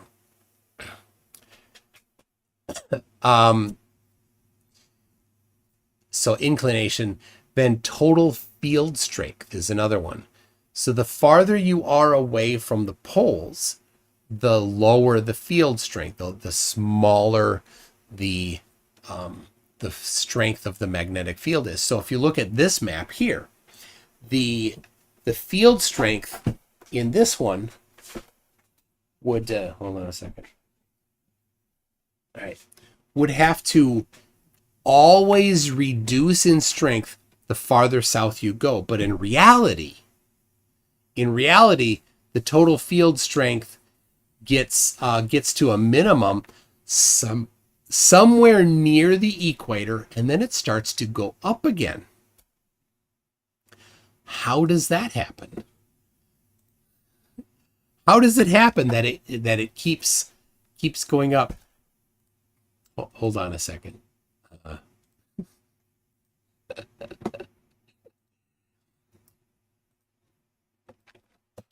Here we go. So how is it? It doesn't make any sense on flat Earth. And of course, if you're in Australia and you go south of Australia, in the ocean there, the field strength, the strength of the magnetic field goes up dramatically. Why would that happen if this is reality? It would not happen. And of course, the same thing if you're in South America. If you're in Brazil and you go south of Brazil, the total field strength of the magnetic field increases. In Chile, it's stronger than in Brazil. Why is that?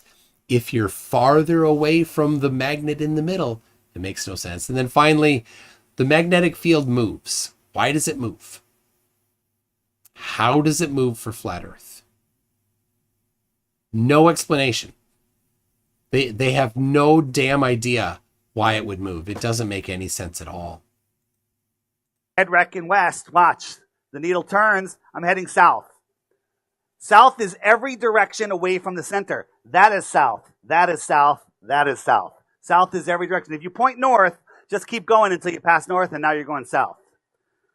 That's the same. If you just go straight any direction on the globe, you'll also eventually get to where you're not going that direction anymore. It's a rum line. It's.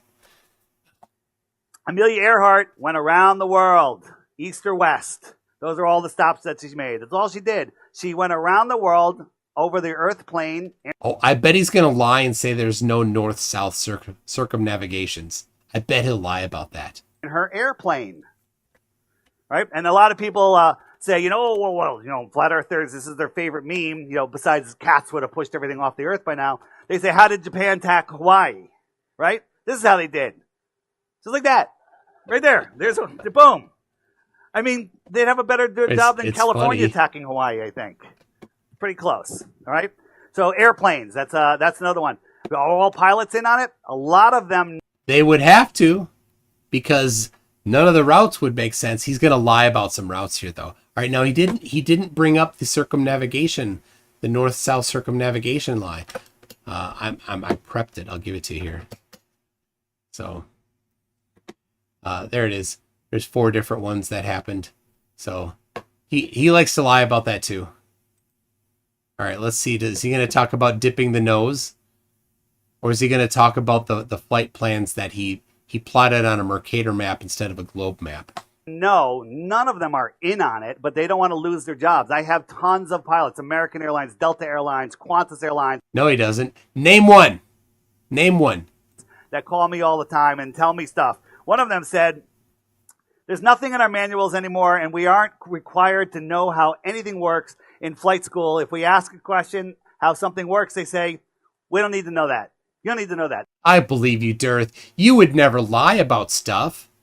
And I believe this nameless pilot that you don't know, that you didn't verify, that you have no clue if he has anything, any knowledge or any actual experience flying. I believe your critical background analysis of that is totally on spot, and that you verified him. Of course you didn't. They said years ago they had to know how to rebuild the plane or they weren't allowed to fly it. They also have to figure out their angle of descent. They're 100 miles out. They say, oh, we have to drop this much per mile to get to the runway. And they do not calculate in Earth curvature. Why would you calculate Earth curvature? All that you need to calculate is the elevation change. Elevation change is relative to the curve. There's zero curvature analysis necessary. It's just how much are you above the curve. Again, Is this Dave being an idiot, or is he counting on his audience to be an idiot? I think in this case, he's the idiot.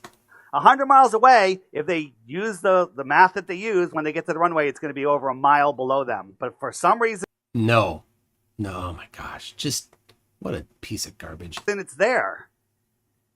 Can anyone figure out why? If the Earth is spinning, this is what we're doing.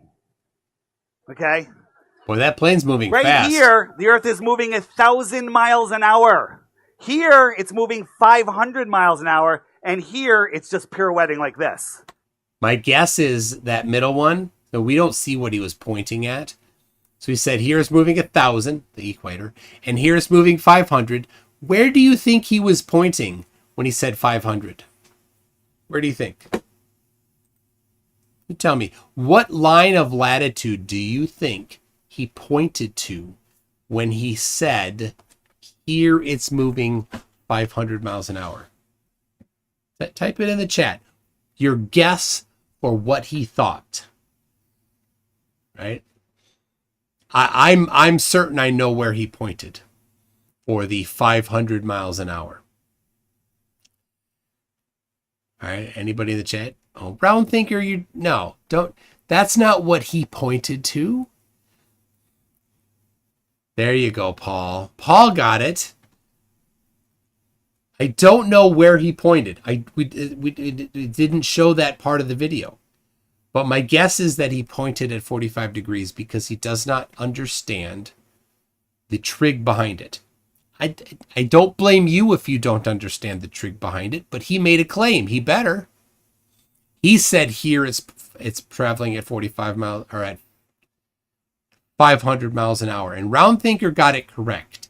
At 60 degrees north latitude, the linear velocity is half the linear velocity as at the equator, not at 45.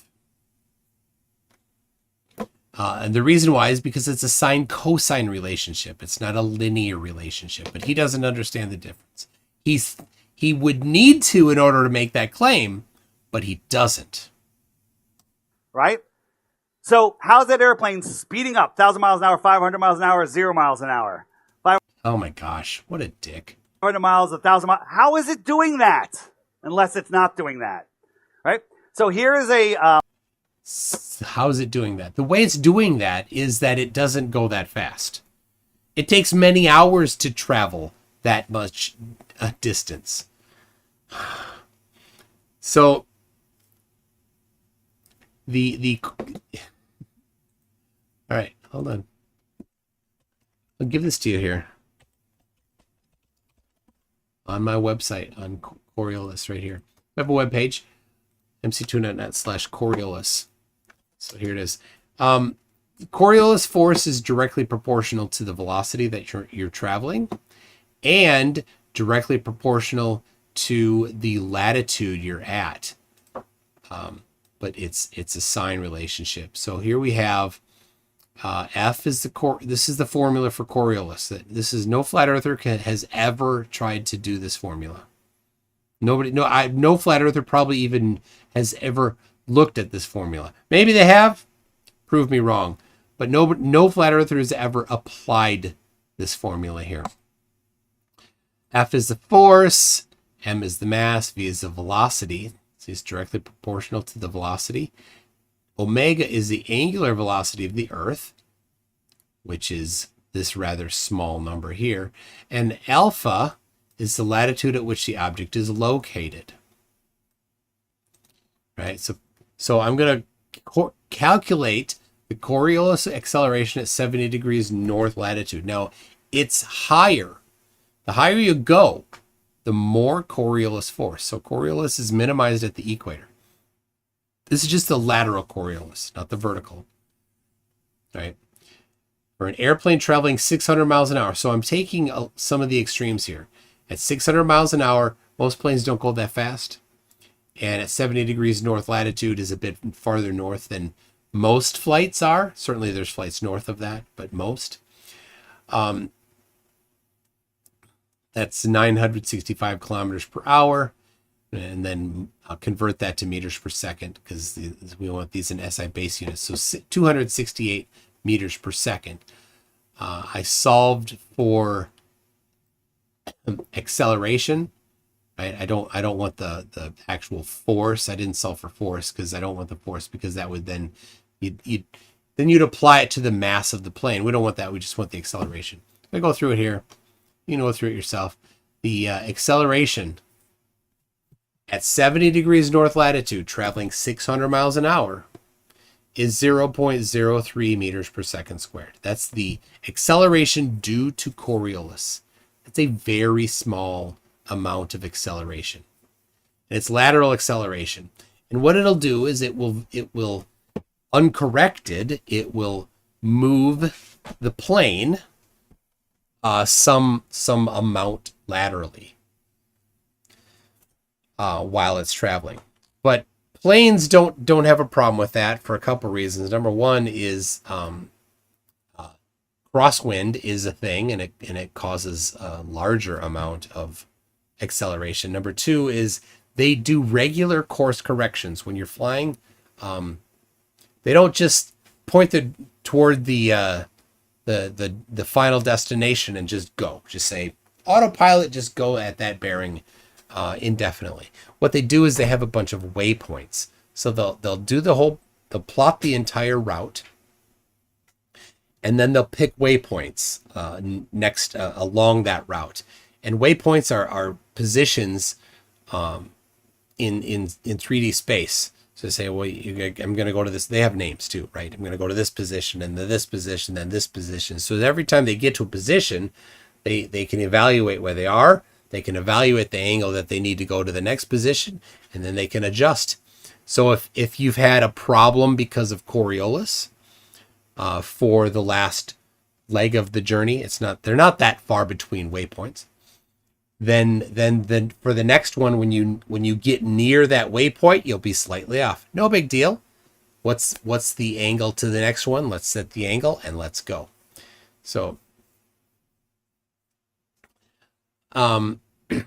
anyway, Coriolis is actually rather small, but Dave didn't do that because he's not interested in truth and he sucks at math.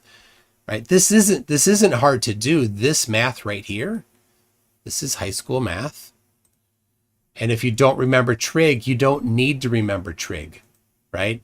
You'd only need to remember trig if you wanted to derive the formula, if you wanted to start from basic principles and come up with this formula, right? You don't need to do that. You would have to trust that this is correct, but you don't even need to trust that this is correct.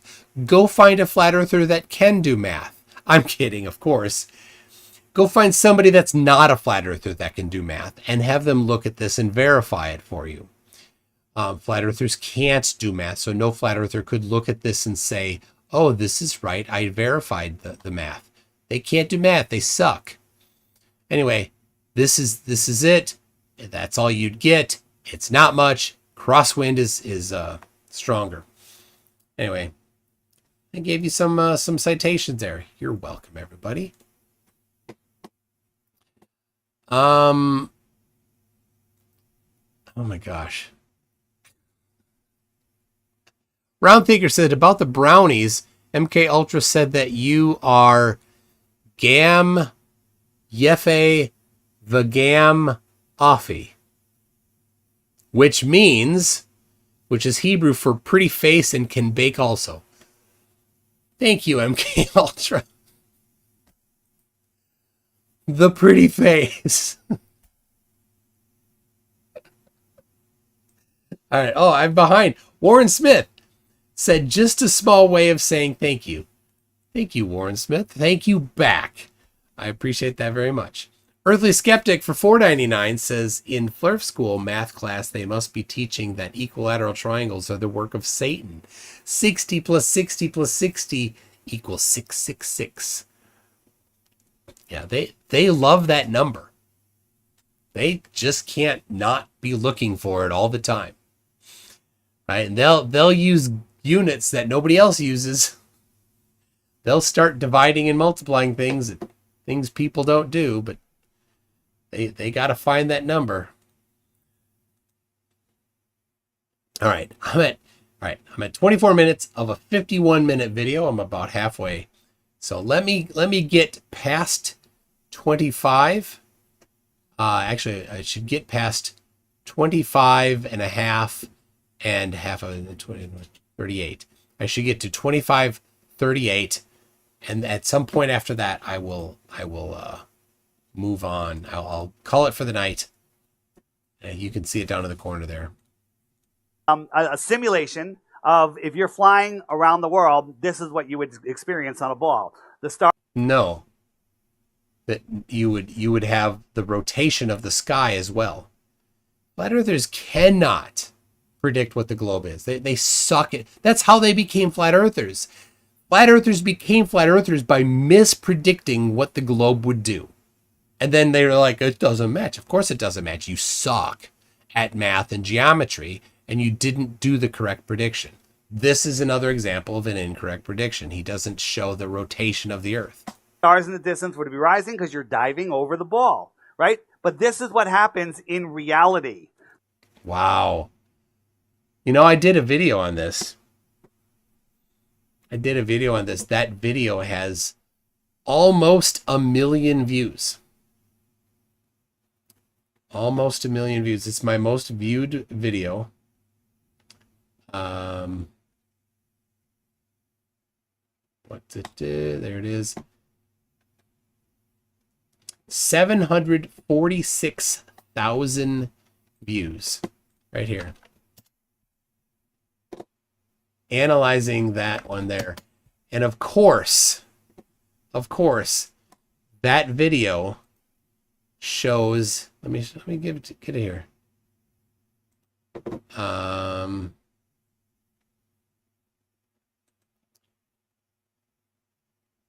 It shows exactly what you know it shows. Oh, where is it? Okay. Like, I lined up these 3 stars, and I tested whether or not they rotated. Of course they rotated. Oh yeah, this is the important one. So Astronomy Live helped me on this one. So here is the one of the pictures from the cockpit. You can see it's kind of small. And Astronomy Live plotted the stars on there and then got where the South Celestial Pole is. It's off the screen on the bottom there. You see that? You can't even see where the South Celestial Pole is. Too far down. Right? This is near the beginning of the flight. And they're like, well, it'd have to come up. Well, guess what? Here it is near the middle of the flight. The South Celestial Pole has moved up. And as we get to the end of the flight, the South Celestial Pole isn't on frame because they're not pointing in the correct direction, but it's moved up so that it would be in frame if they just looked a little bit to the left in frame. So the South Celestial Pole did exactly what the globe demands it does, and it also rotated during that flight. But what's Dave gonna lie about? Well, let's listen. This is a shot from Germany to Brazil, going all the way over the ball, and the stars aren't rising. They're not rising at all in Of course they are. He did zero analysis of it. either direction, right? They're not rising at all. This is what Google Earth says should happen. Again, this is not what the globe predicts. You can see there's no rotation included in there. There was nothing fed into Google Earth that would allow it to do a correct prediction of it. Just what I showed you, and that makes sense if we live on a ball. But reality, that's how ridiculous it is. How dumb do you need to be to not realize that this isn't showing any rotation? Of course it's not correct. There's no rotation in there. versus Google Earth, which added curvature, I think, in 2001 to Google Earth. Reality versus lies from Google. I don't know what to say. Satellites, that's a big one. How do satellites work? Well, NASA's the largest consumer of helium. They own all the helium in the world, pretty much. They don't own all the helium in the world. And just because they consume helium doesn't mean anything. This is the deception that flat earthers rely on. Why is it proof of anything if they are a consumer of helium? It's meaningless. It has nothing to do with it. You didn't prove anything. There's a reason why NASA uses helium. They use it in their rockets. Makes perfect sense. Why do they use it in rockets? They use it in rockets because when the fuel in a tank is being consumed, like the liquid fuel, something needs to fill in the space behind it. You pump in helium, which doesn't react. You don't want it reactive. And it fills that space and keeps the pressure on the liquid so that it can continue to flow out. If you didn't do that, you'd get a vacuum behind there and it would stop flowing out. Pretty much. And they leave just enough for party balloons and maybe an occasional Goodyear blimp. But they put up thousands and thousands of these satelloons. Thousands and thousands. Oh, an interesting claim that you did not support. Dave, you're just a liar. But I think that's a good one. Thousands and thousands of balloons.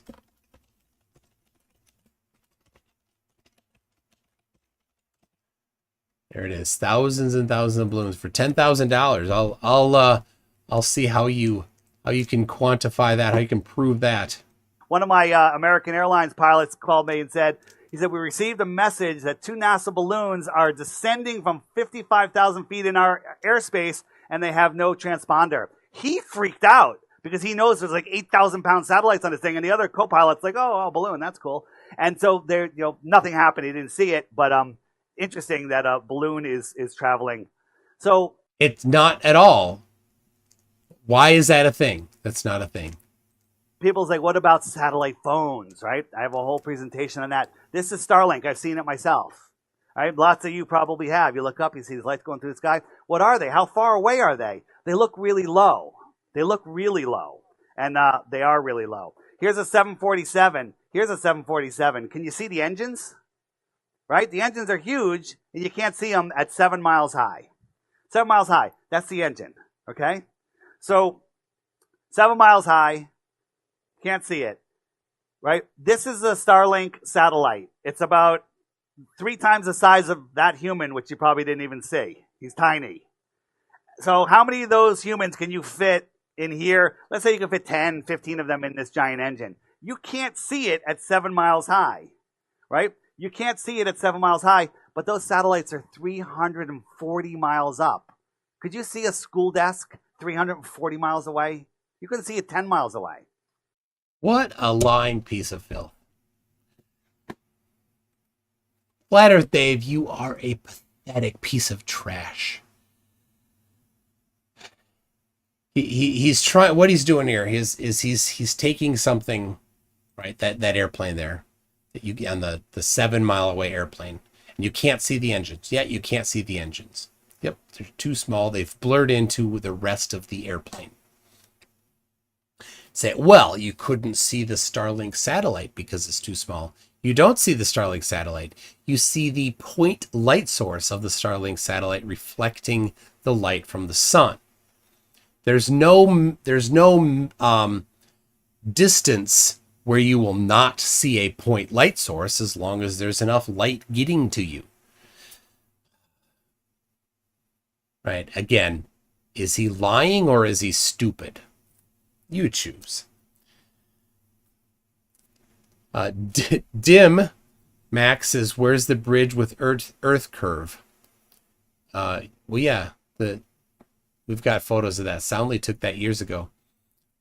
Thanks, Dim Mac. You're super dim.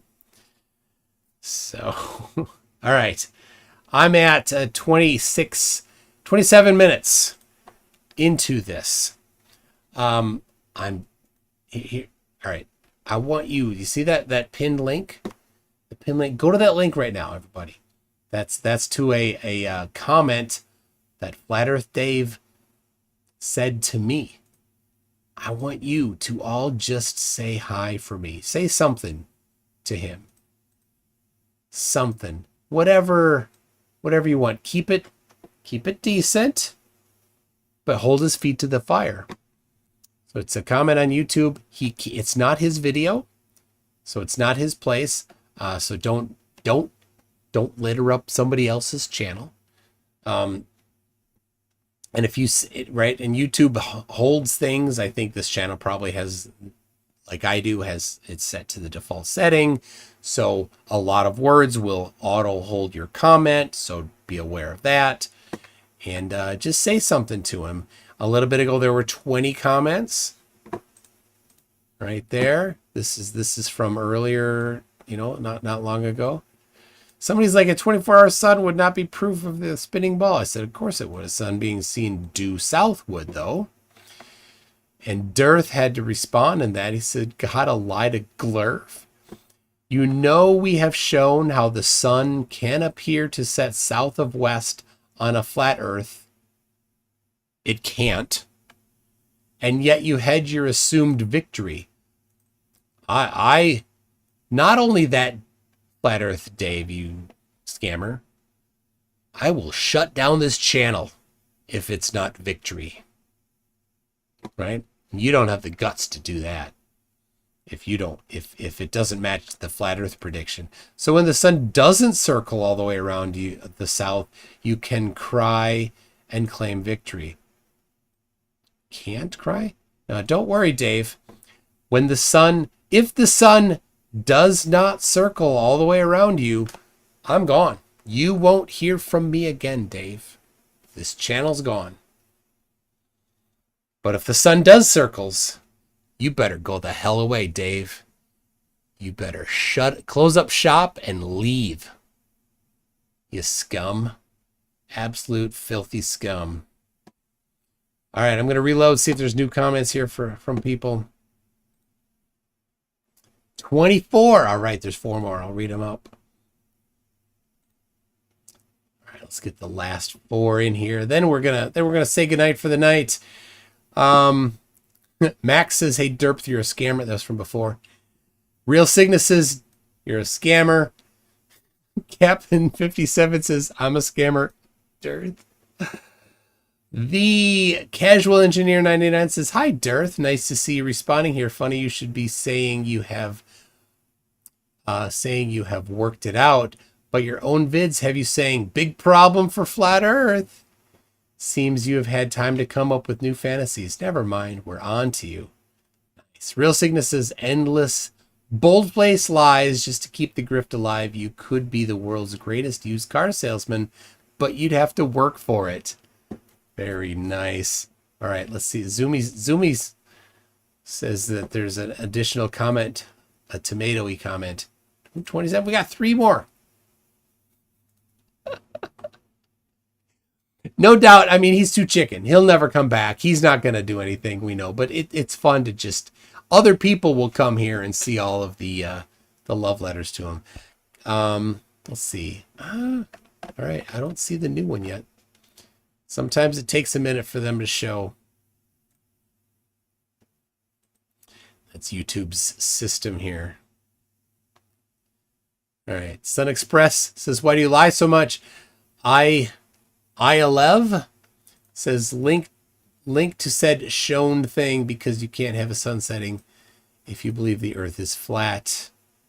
I don't know where yours is, Zoomy. Where'd it go? All right. Well, people. It's 1:23. But my eyes are telling me it's time. They're tired. All right. Next week I've got a couple things. Got 2 or 3 go next week. I might be on Kingdom in Context. This was a flat earth Christian guy that Will Duffy was on. He invited me to come on his show. We proposed next Wednesday. My most recent email to him said, "Yep, let's do it." I'm waiting on confirmation, so that might happen. I probably won't live stream that at the same time. So if it does happen, I'll do a community post and probably do it in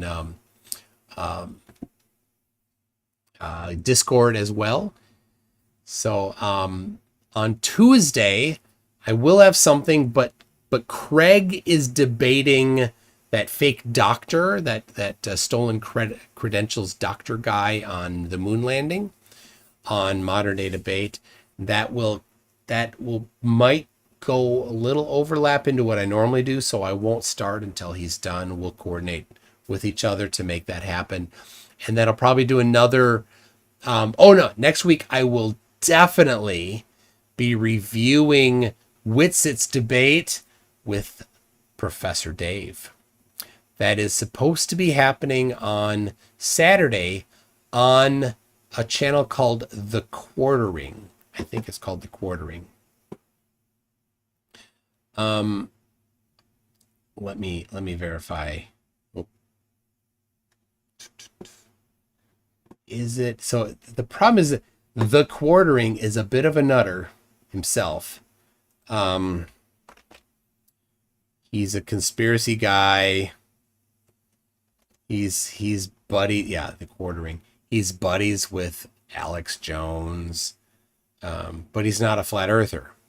So, I don't know. I was looking at that. I'm like, that's going to be a bit weird, because I'm pretty sure that The Quartering, that guy and Professor Dave are going to be at odds with each other on a lot of topics. And that he will be with Witsit on a lot of topics. But when it comes to the shape of the Earth, he's going to probably think that Witsit's full of crap and be with Professor Dave on that one. So we'll see how that goes. I can't watch it live myself. I'm going to be out of town. We're doing family stuff all weekend. So I will review it on next week. So I don't know when. Could be Monday night. Might do it Monday night. We'll see. We'll see what happens. If I do it Monday, it'll be late. No matter what, it will be later in the evening. So anyway, so yeah. Eclipse Chris for £2 says good morning from UK. Dave is a scammer. Dave is a scammer. So instead of my regular outro, you know what outro I'm going to do here. I'm going to do the one, it's a little catchy song. That is posted on both of my channels. So if you want to watch it on your own, you can watch this on your own, but that's what I'm going to play for the outro. Thank you everybody for coming along, for joining on this excursion of debunking DIRTh's derpitude. Yo, listen up, it's your boy DIRTh in the his house. Plan so slick, gonna make your pockets house. I got an app that's gonna change your life, but before you download, let me slice through the strife. They say the earth's a globe, but I beg to differ. I'll make you believe, I'll make you shiver. Spectroscopy needs a container, that's my claim. I've got no clue, I just hang my head in shame.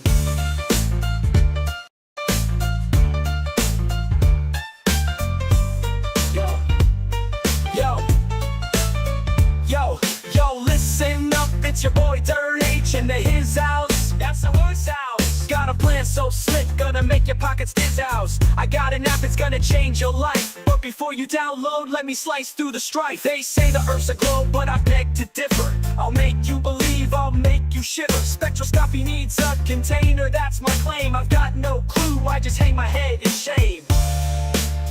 Block turner, that's the line I'm preaching. Sell my app is what I'm seeking. Fake challenge, try your luck while I'm laughing. Pocket in a buck. I'm a scammer. I'm a scammer. I'm a scammer. I'm a scammer.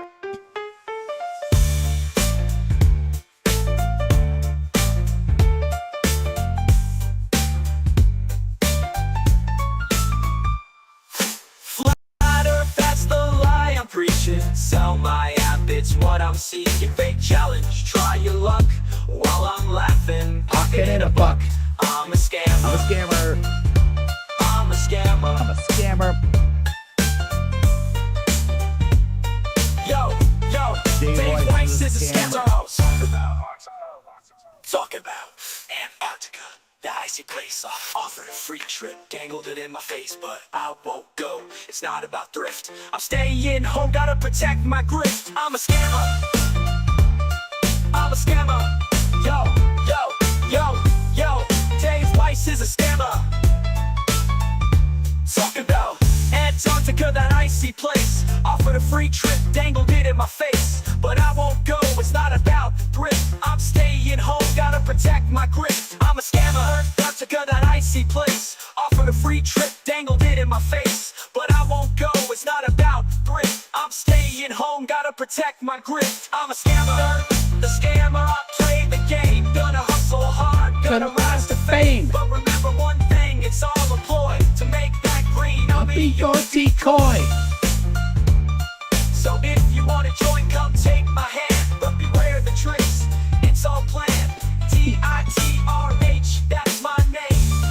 In the world of scams, I got the fame.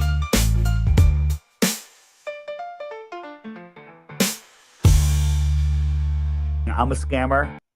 Thanks, everyone. See you later.